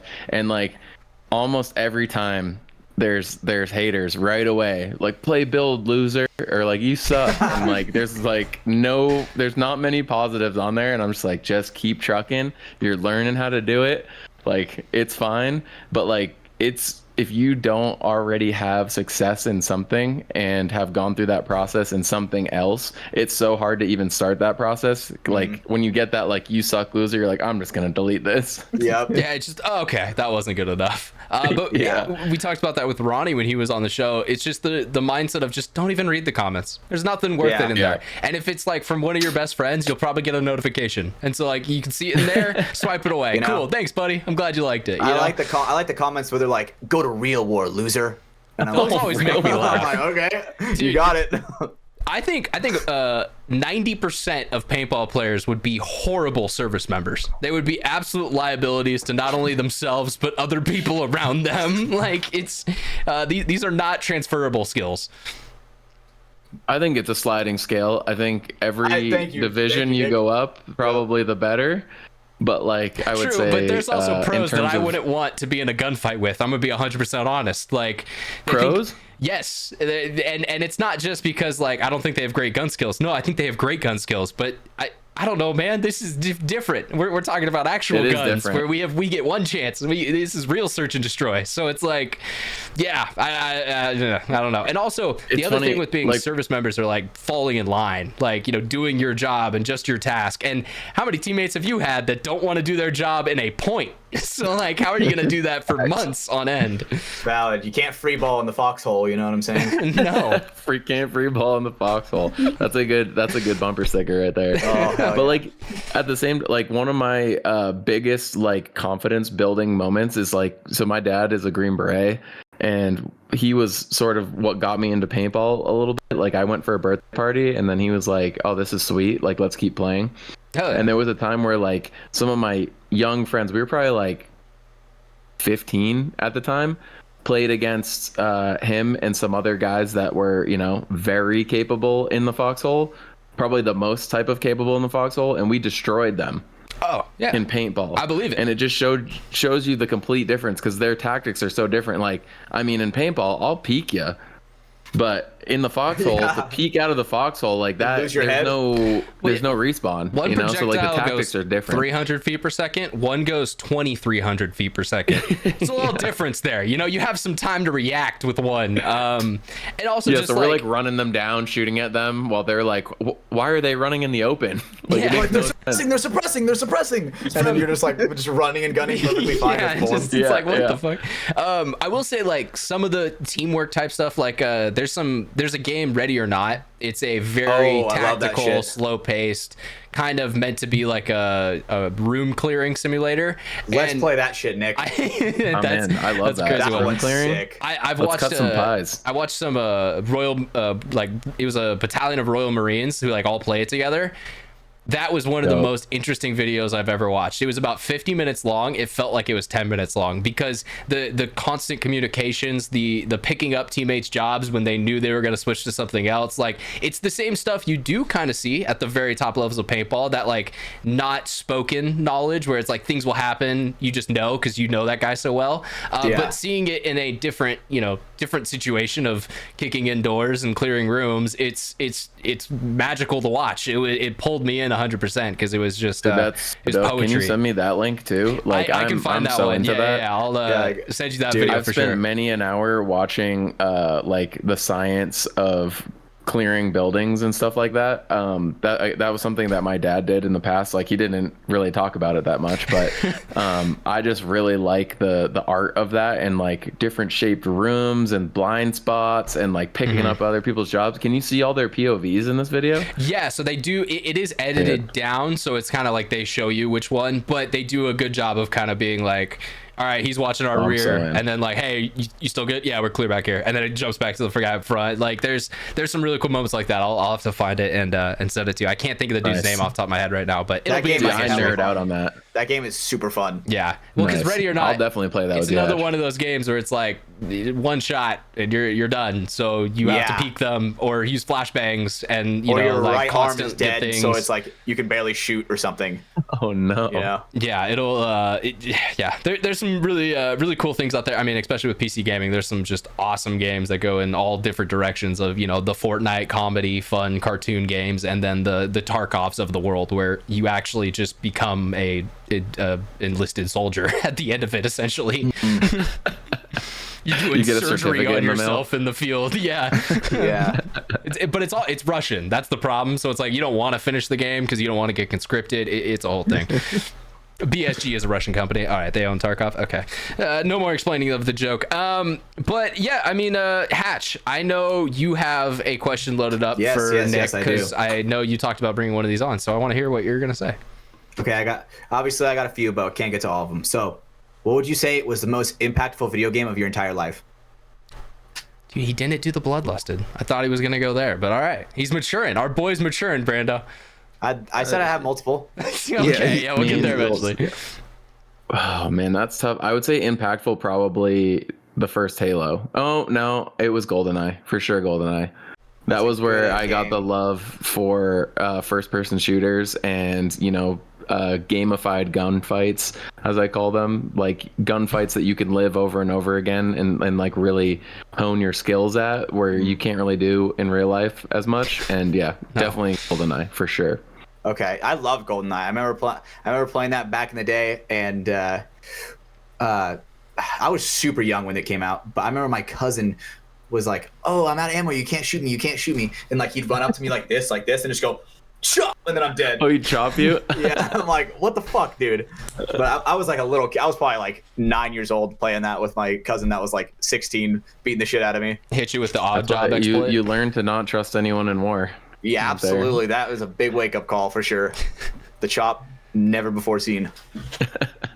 Oh, for sure. But so GoldenEye, that's a good one. GoldenEye, that's a great one. I guess impactful game for me, I'll jump on real quick. It's probably COD 4 because that was that experience So good, for me. bro. That was like the OG first time. shit. Because yeah, I'd played some Medal of Honor and some first-person shooters before that, but then I was like, wait, so I can click a button and play against people around the country and they can yell hate slurs at me? Fuck yeah, let's do it. I I want love to sign that up for shit. this.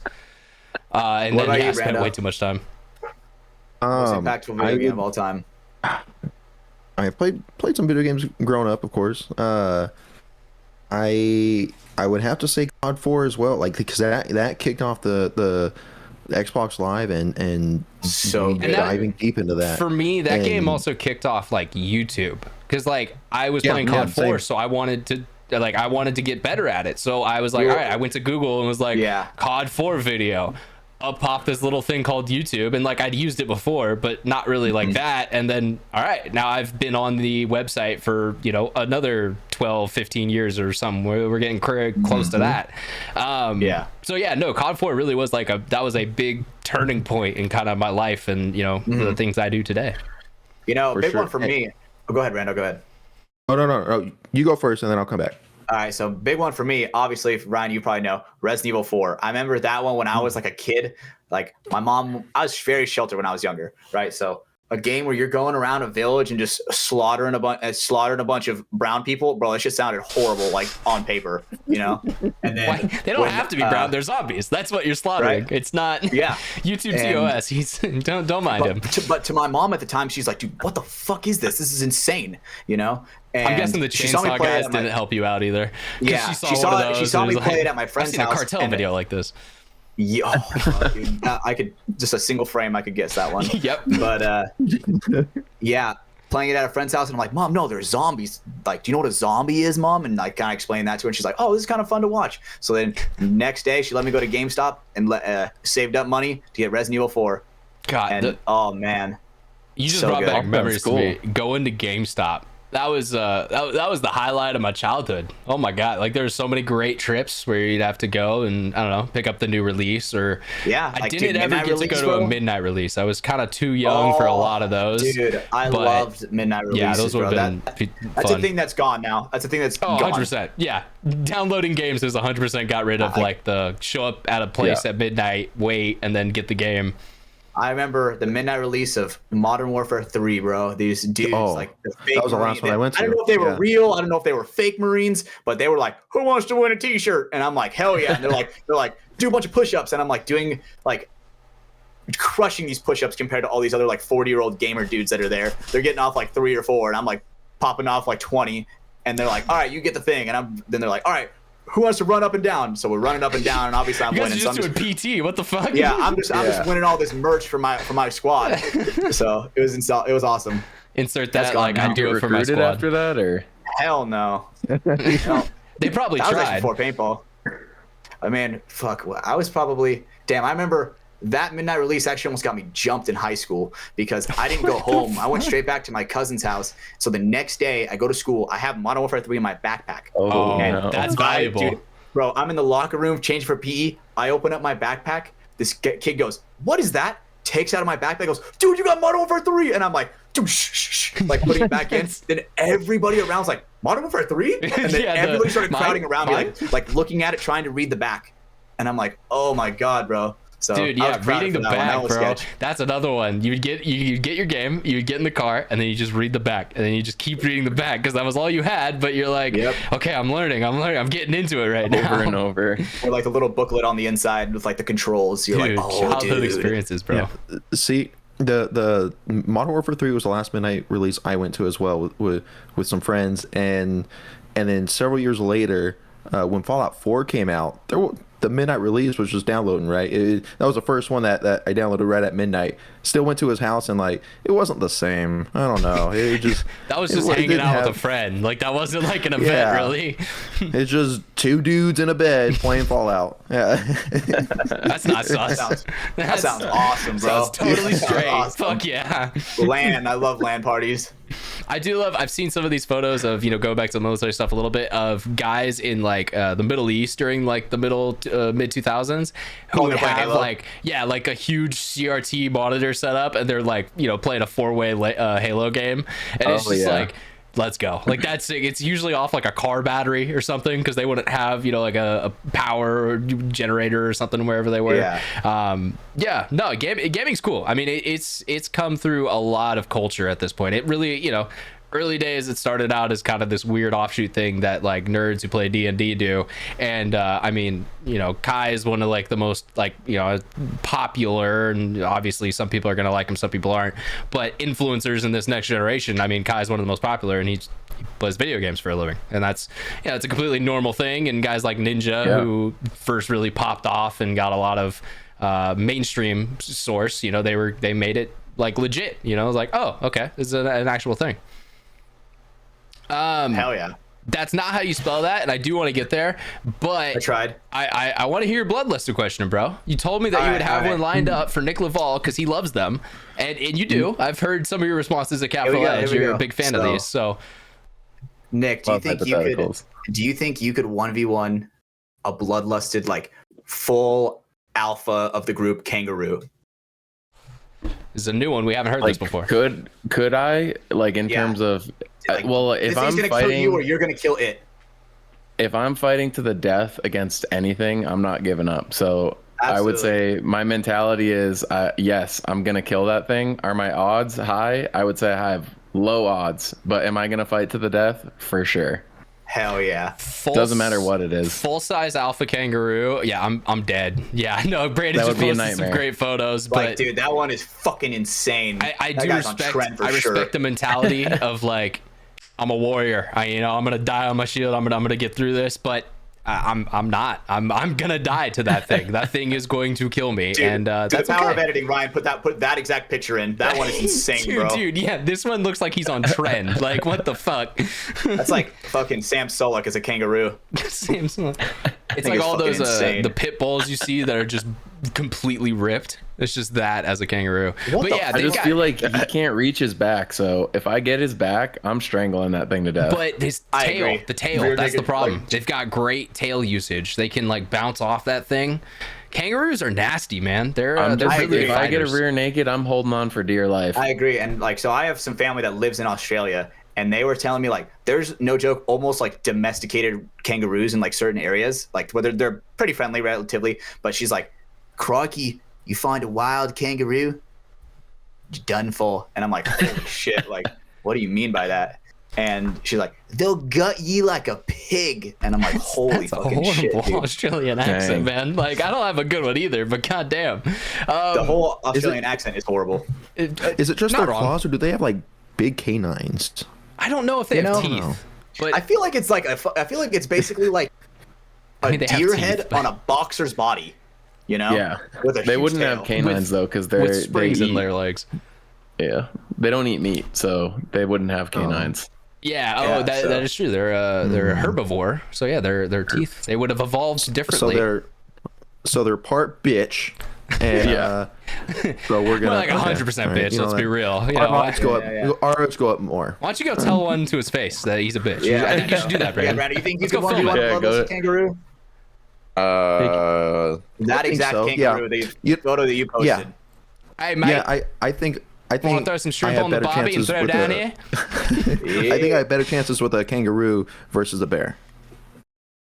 Agreed. I hope would so, agree. bro. I would agree. Agreed. I think I'm dying in both still. I think, dude, I mean, I've seen some videos where it's like, I've seen a dude running up to a kangaroo, and the kangaroo is fucking rear naked choking his dog. And Yeah, I see this one. Yeah. Yep, and then he like walks up to him, he's like, bah! And like hits him right in the nose. And the dude's like Yeah. standing there like stunned. Did you just do that? Yeah. He Yeah. 100% stun locks the kangaroo because he's like, wait, what the fuck, man? Like, why did you hit So me? it's like, Okay. if I can get one good hit on if I can get one good punch on his little booper, you know, maybe I can get a good stun in, you know? Maybe, but you said alpha male bloodlusted. He's going for you. He's not backing out of the fight.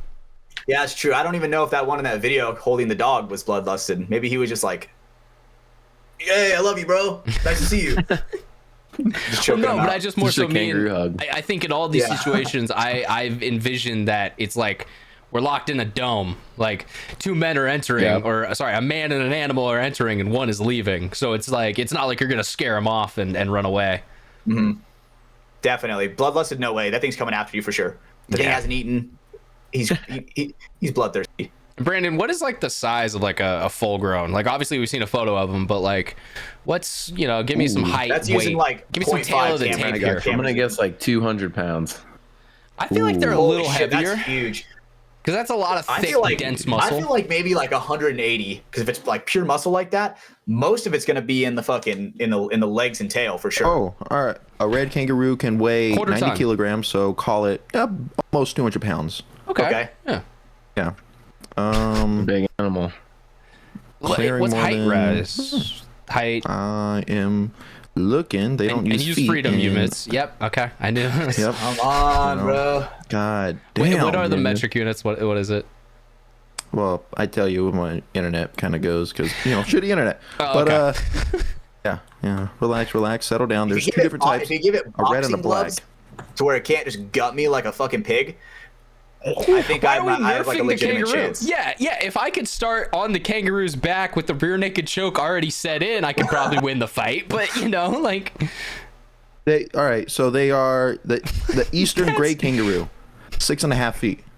yeah. Holy so fuck, that's, dude. That thing's huge. It's I mean, I don't know how exactly tall you are, Nick, but that's taller than me. And like, Slightly over That's average. taller than me. yeah. So that's yeah.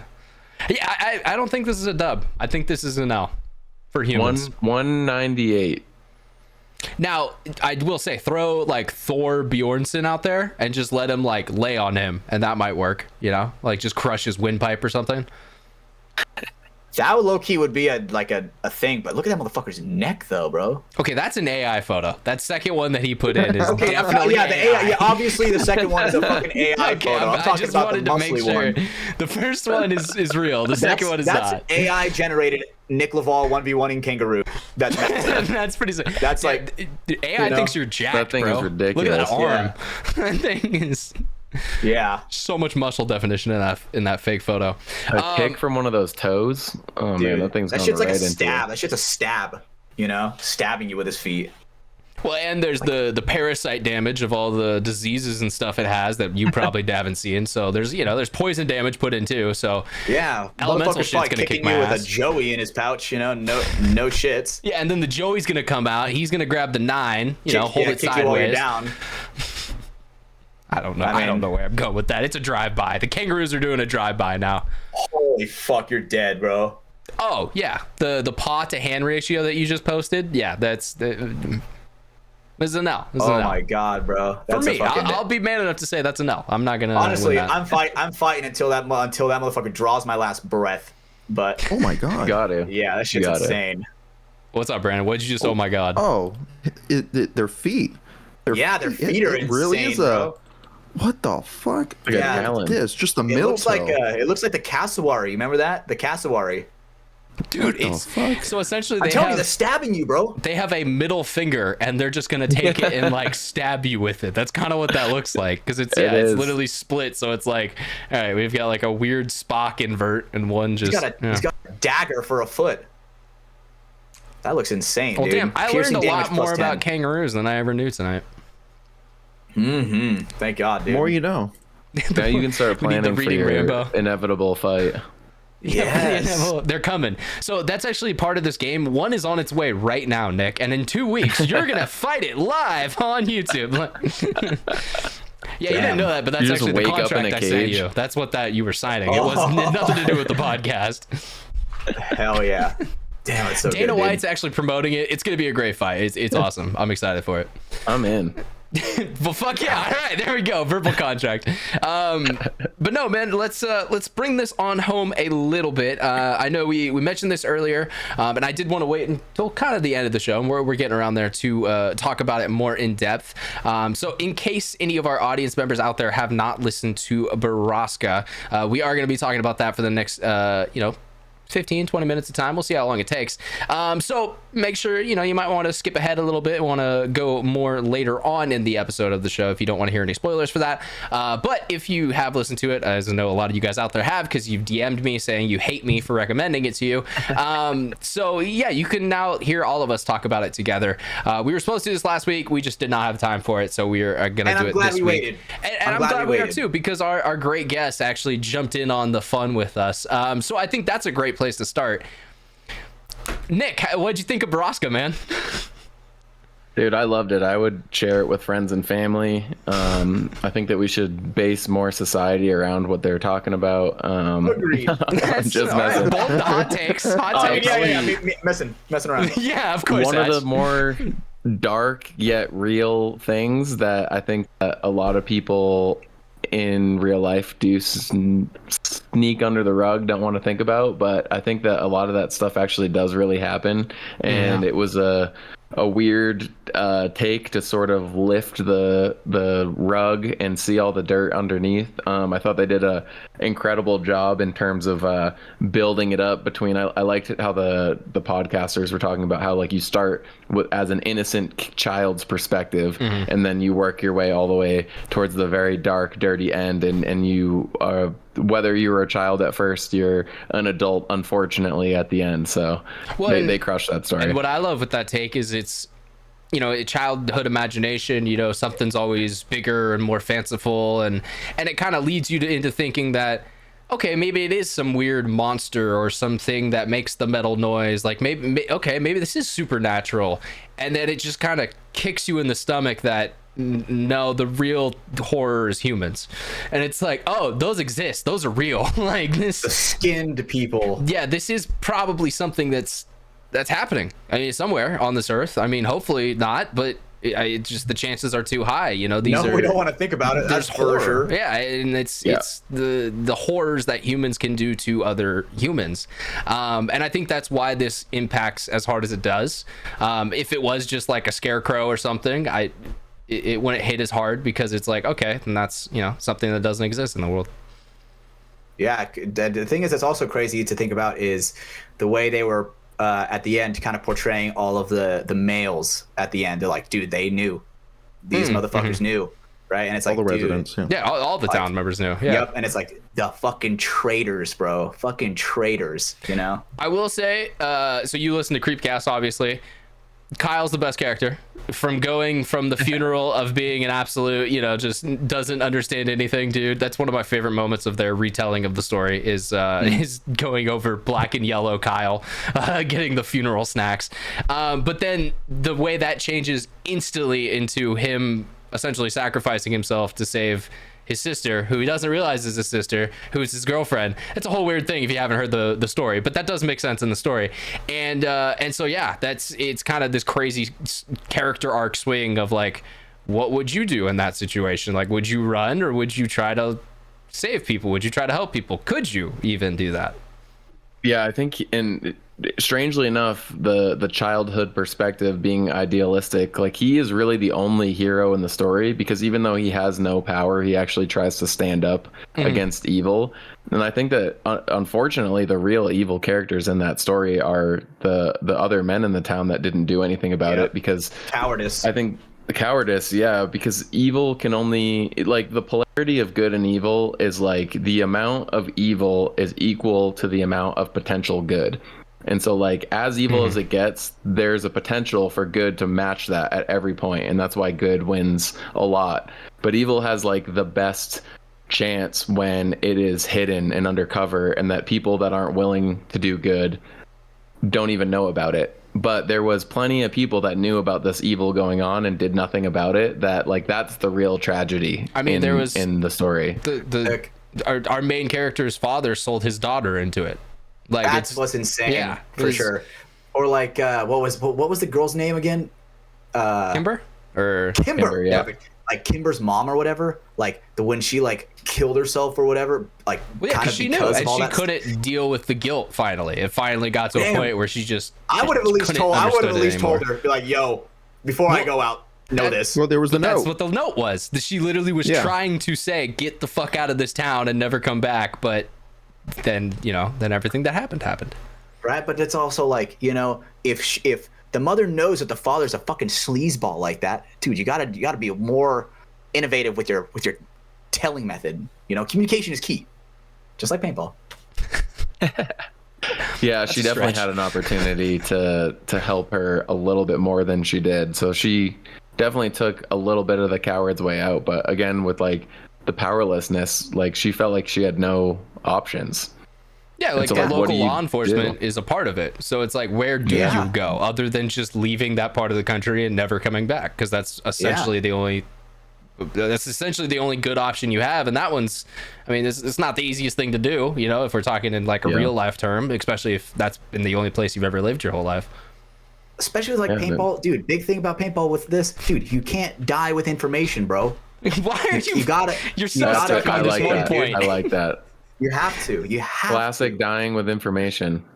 Like, do you know how much of a chump you look when you do that? Now everybody on your team gets taken. I'm changing my mind. She cursed the villain the is next Kimber's generation. Mom. Yeah, 100%. Thank you, Nick. The biggest villain is Kimber's mom. It's not. I agree. Jimmy not the Prescott? man. That's just no way. But yeah, dude. Jesus. That story was insane. I was a little bit. So I've seen a kind of crazy concept that's kind of like that. You guys ever seen that movie Don't Breathe? I think so. That's where sounds familiar, but not like it's not coming to mind. That kind of has the same, a kind of similar premise, where it's like this blind dude in a house, and these people decide to rob the blind dude. That got it for me. Okay, yeah. Yep. And so the chick gets captured. Spoiler alert, everybody! Spoiler alert.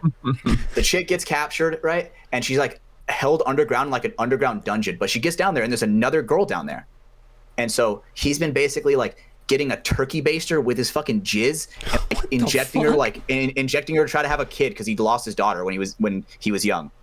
So he's like trying to get that back, and it's like that shit is actually fucking insane to think about. Yeah, and that's kind of essentially it's like that's the same motivation for what was going on here. Is the town couldn't have children, so they figured this was the next best option, which is very fucked up. Just chaining women up and essentially trafficking them. Yeah, it's strange how people prioritize their own pain too. It's like, okay, I've been hurt and I need to solve this thing, but I have no qualms in applying pain to other people's lives. Like my pain takes priority. Is a strange concept. Yeah, absolutely insane. So when you first brought this up, Ryan, there was two different versions that you suggested. The Creepcast on YouTube with the Wendigoon and blanking on the other guy's name. Yeah, and they talk about it. I watched that one first. That was cool. It was cool to hear their own commentary and their take on everything. Explaining deeper into the story. After that, I went and I listened to the Q Code one with Cole Sprouse narrating it as Sam, and like, dude, that was so immersive. Even though like I knew what was going on and everything. Yeah, there were so many more details and just the sound of everything to hear the actual screech. It was very immersive. I was looking for something else similar to that, but I was gonna say, if you're new with us, maybe you haven't. You're here because of Nick. There is a version of the Borrasca story that has now been made in kind of it's kind of an audiobook almost, but it's on a podcast RSS feed. But it's essentially they added in sound effects, music scoring. They have different actors playing the different characters. So it really makes it like a more kind of full experience, other than the first one was cool, and I recommended that for first time viewers just because it's cool to have that. Like, one person knows what's going on, one person is with you who doesn't, and so it's kind of cool to see the changes that occur through that. But yeah, no, that project was recommended by Lastro, and I think that one is it's definitely worth it if you gotten into the story and you're like, fuck, I want to hear more. We did talk about chapter 5. I don't know if you guys read chapter 5 at all. I talked about it on the show previously. It is a part of the story, but it was also written a couple years later when the artist or the writer kind of realized how much she fucked up people's lives by writing the story and making people realize that happens. And so she did make chapter 5, which there's some justice. But even then, it's still not good. Like, the outcome is still not great. Yeah, shit's already happened. Shit continues to happen in chapter 5, but there's at least some bit of like, okay, that's at least better. Like, it's not just all bleak and bad. Yeah, so I didn't read chapter 5, but the Q Code thing on Spotify, it has a season 2, which then goes after the initial story. I'm guessing that's it. And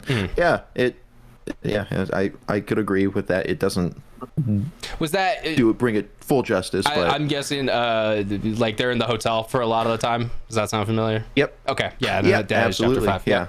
Yeah, and so you see what I mean, where it's like, this is better, but still not good. Like, okay. Yeah, it was so cool. And it hinted at stuff throughout the story of like, is it going? No, that ain't going that way. And is it going that way? Are they? No, ain't no way. Come on. Well, and then it goes that way. They're related. One of the better parts of the writing for me was Whitney's disappearance, Sam's sister, and then how that kind of almost goes to nothing, if that makes sense. Where it's like they almost kind of that happens, and then the story keeps going on and continues, and so that kind of just sits in the back of your head the whole time of like, what fucking happened to this girl? And then eventually you find out at the end. Like we said before, it's one of the best written things I've ever consumed, which, as fucked up as that sounds, but it is beautifully written, and it's really well done, and it makes you actually kind of want to take in this story, even though it is incredibly dark and fucked up. I think it was a pretty good story. Not gonna lie. That's like my favorite book, favorite one I ever read.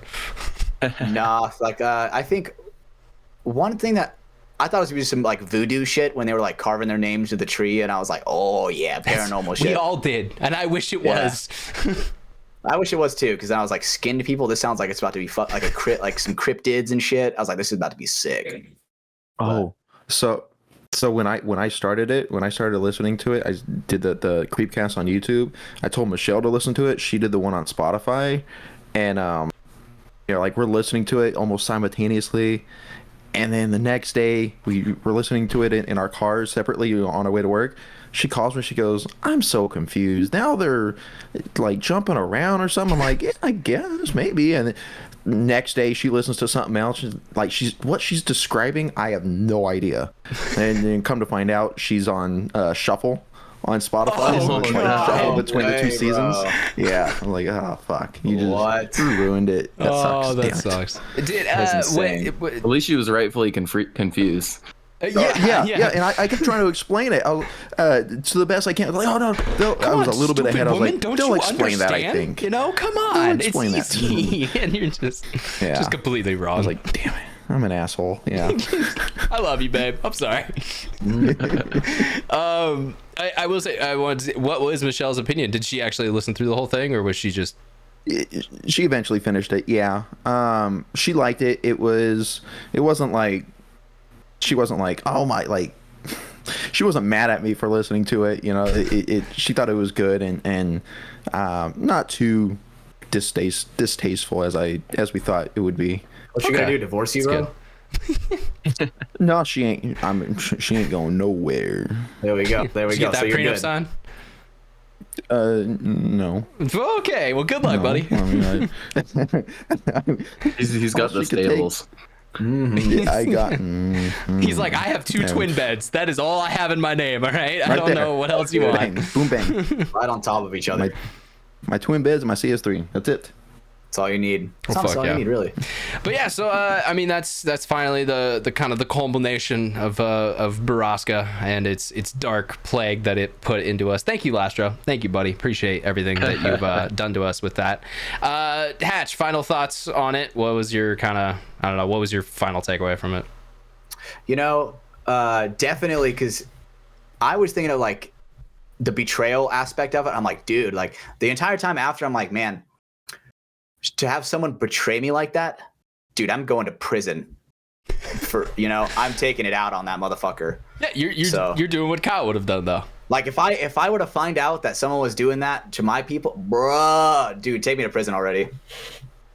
But it is what it is. Hopefully you get something off before you go to the prison. Minimum some street justice for sure. Say, you got to get yours before you get got, man. You got to make that trade at least. Absolutely. It's either Make I'm the trade. Yeah, squeeze one ball off. Come on, bro. Yeah, bloodlusted Prescott, motherfucker's going down, bro. Strangling that motherfucker to death. All right, good to know. Hatch versus the sheriff of this fucked up town. He's gonna take him down. I thought the dad was the sheriff. The dad is the sheriff. I was eventually. Yeah. Okay, gotcha. He can get it too. Get it too. Well, fuck yeah. Nick, let's go ahead. Let's wrap up this show. I mean, we've been here for a couple hours already. I know you're a couple hours ahead of us, so it's probably getting a little later into your night. We appreciate you coming on, bringing some of your time with us on the podcast tonight. I know our audience probably does as well. I always like to give an opportunity, just a kind of a final thoughts section. Was there anything maybe that we didn't mention about maybe the Twitch streaming stuff, or just paintball in general that you wanted to talk about tonight, or just kind of any shout outs or anything that you wanted to mention? I mean, I think we covered most of that, but I mean, anyone who wants to, be along with me on the journey growing that, I mean, I have a link tree on my Instagram at Nick Leival, and just like you guys 94. Hopefully, I'm getting into that range too. So I appreciate you guys for making content and being really entertaining and taking great photos, and also just being great people. I see you guys at the field, taking on people and teaching them how to white barrel hits, which is sweet. And so I appreciate you guys right back. And, I think paintball is just such a great community to have an initial base to talk to people about things, and then really watch people become themselves. You know, it's a great format for that, and I see you guys doing that, and I love that. And so the more you guys keep inspiring people, it's going to inspire me, and hopefully we can do that for others. So I really appreciate y'all guys' time, and you know, hopefully you guys get to 500 and keep crushing it. And so thanks for having me on. Yeah. Thank you, bro. Thank you for blessing us with your time. 520. That's 10 years. Let's get there, boys. We're well on the way, about a fifth of the way there. As the Impact series shows. That's definitely very true. Damn, dude. I do want to say, if you want to check out his socials, on screen I put just his name, Nick Leival, but it's very easy to find. It's Nick Love All. So literally just take the couple letters out of his name, add love there, and then all at the end. It's very very easy to find him on all socials. Nick, thank you. Thank you so much for coming on tonight. Brandon, let's give you a final thoughts moment for the show. Again, we appreciate you coming on. It was very insightful. You know, I felt like we could have talked about anything. Honestly, like hearing about it, hearing about your thought process and what you're doing with the Twitch stream, the reasons why you're doing it. That's awesome. You know, I watched most of the one you did with Tyler. Shout out to you, Ben. That was cool. He was one of our first guests as well. The video wasn't great for that one, and so I'm learning. I'm getting the stream right. Where it's going to be much better. Next week I've got JC on for next Wednesday doing it live, and I've got some good questions for him and stuff like that. So hopefully we're going to just keep getting better and better. You have JC on. Is JC a gamer? Hell yeah. Yeah. Hell yeah. Now, okay. What I want is like a 3 or 4 hour stream with him, but like he's yelling at the top of his lungs, and then by the end of it, he's just squeaking like a little mouse, like he's just trying to get words out. All right, we'll tire him out. I'll make him real mad. Dude, it is funny to hear JC like at the end of like a Sunday at a tournament or something, like, because it sounds like a different person. Where it's like, all right, dude, I heard you last week and you did not sound like that. It's funny because JC's built like a chimpanzee. Like he looks like you could take him, but he's got that extra dense like fiber. I don't know what it is. Like his whole and his mentality. He's just a savage like through and through. We talk about dying on your shield. Yeah, dude, his voice box is such a bitch. Like he just doesn't have a voice box. It's so funny. That's like the one thing he didn't get in life. Yeah, it's his Achilles heel is his voice box for sure. Well, if he breathed from the diaphragm and actually supported his voice, maybe that'd work out better for him. We gotta teach him some things. We should send him to like a vocal coach and see if he can get, he is breathing wrong. See, I knew it. Someone could point out something with people breathing. Call back to the other part of the show. But Hatch, let's go ahead. Final thought for you tonight. Nick, I've always appreciated whenever you come out to Capital Edge and give us spins, because I like to play against you guys. I like playing against the best of the best. And you guys, where are you going to be at for this next layout practice? I think we're Capital Edge with Dynasty. Hell yeah. That's what I like to hear. It's going to be sick. And I, again, appreciate you at the field. You always have great energy. Like, I'm someone who is the opposite of that. Like, I wish I could give more energy. And so I always appreciate people like you that, you always come in hot. You're pumping people up. Great energy. So, like, keep that up. Love to see that. When we all stand around the bum barrel at Capital Edge, keeping our hands warm. Yeah. That shit was cold. Those are some of my favorite off-season moments. It's like happened a couple times where Dave will bring out the metal barrels, throw some logs in, and it's just everyone kind of huddles up like, oh hey, what's up guys? We're trying to get warm. It's cold. Song. We just got to hit the campfire song, and vibes are good no matter how cold it is. 100%, man. SpongeBob coming out there. Yeah, I love that shit. Before we finish the show, we need 2 more things. These happen every single week on the show. We have a cool guy of the week. So who is that this week, Brandon? Can't find his real name, but we're gonna go with. God, it's from crazy fucking videos. Okay. Reddit clip. Yeah. Let's fucking go. I saw this, and especially with Nick living in Colorado, just wanted to hear your take on this guy skiing down this fucking steep ass mountain. Oh, I've seen this one. I actually love this video. I mean, I'd shit myself 4 times. I got it. What'd you say the name was? Log in. We're going with Viking Grove. Viking Grove. Viking Grove, yeah. Is that really this guy? Is that this guy's exact profile? I don't know. I can't find the actual name. That's the honorable mention we're giving. All right. Absolutely. So yeah, he's our cool guy of the week. I threw that up on screen, but Nick, are you able to get it? Oh yeah, I'm watching this guy ski down a wall of ice. There is almost no incline on it at all. No, That's not skiing. That's falling with style. That's like the That first is comment. falling with style. Oh my god! And he comes off the snow at some point. And he just Genuine question: how do they get up there? Helicopters, man. There's some a ballsy pilot. That's the answer to that. God, that is a cool guy. Well, yeah, that's our cool guy of the week. Big balls This time guy. it actually is a cool guy, and not like someone yelling. Hey. I don't know, somebody get on the ground or Giving something. I don't know. Giving life advice, giving life advice from getting, having a good time, having an uncle with benefits. That's fuck? still a cool guy. Where did Hell we yeah, go dude. with that? I was all right. You lost me Yeah. on that one, but okay, awesome. Well, yeah. The other thing we need at the end of all of our shows is a code word of the week, which is Hatch's job. What did you have, Hatch? All right, this word's code of the week. I wrote it down. Free ball foxhole. Free ball. There we go. Nice. Yep. Oh, that was a pretty good. Pretty free good ball in the analogy, foxhole. Yeah. I'm gonna start saying that shit now, dude.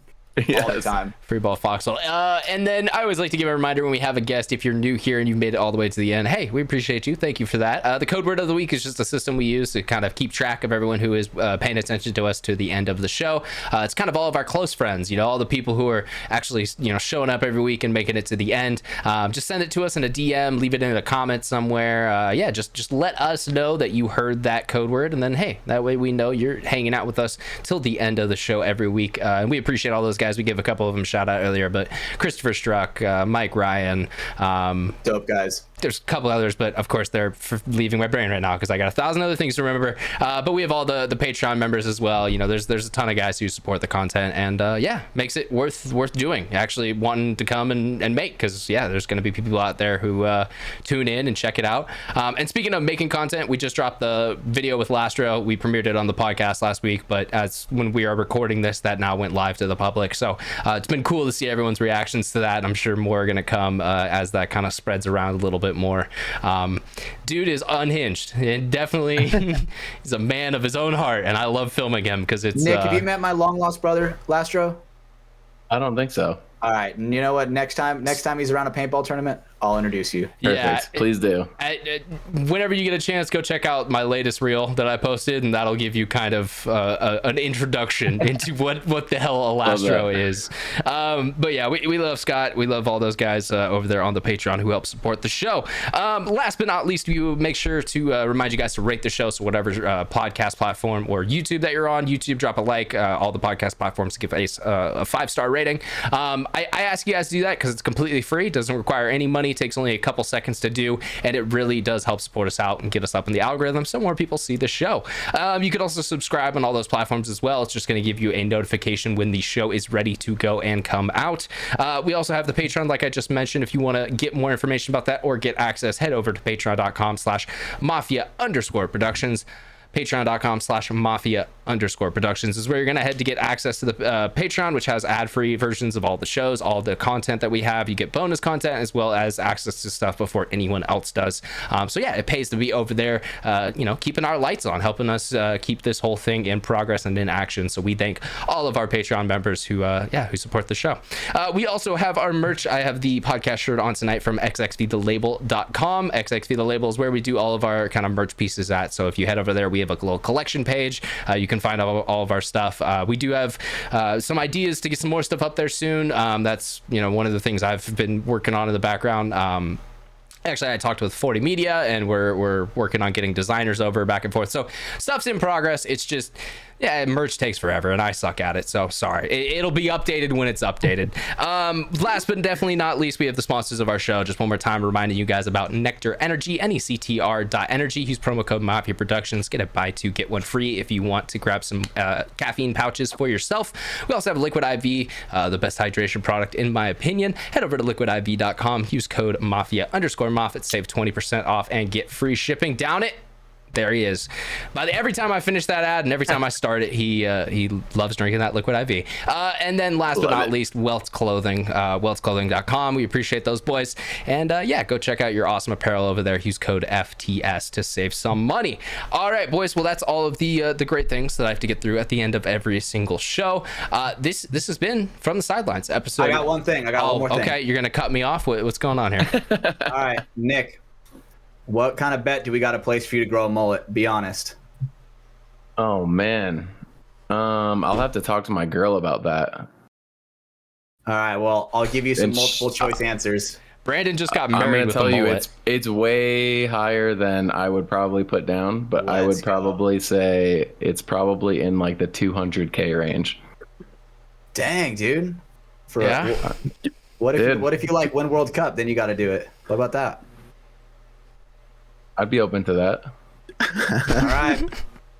There we go. I think you've gotten multiple people on the win World Cup, grow a mullet bet. I think I've gotten multiple people with that. Yeah, that is something that's worked out well for you in the past. This is also Hatch's thing. He tries to get everyone to have a mullet. It's a thing. I got a positive KD ratio on that, honestly. Actually, Love that that. is true. Yeah. You've converted more Love that. people than people have turned you down, for sure. So, hey, you heard it here first. If he wins World Cup, we get a new Nick Leival. That's signed on record. There we go. Nick Leival's grown a already in the mullet bag, if he baby. wins Yes. World Cup. Well, fuck yeah, guys. Thank you for tuning into this episode of the podcast. We appreciate everyone out there for checking it out. My name is Ryan Mafia Moffat, for our co-hosts Stephen Hatch and Brando Baird, and for our lovely guest Nick Leival. This has been episode number 94 From the Sidelines, and we will catch you guys on the next time. Do the thing, Hatch. Bye. See you guys later.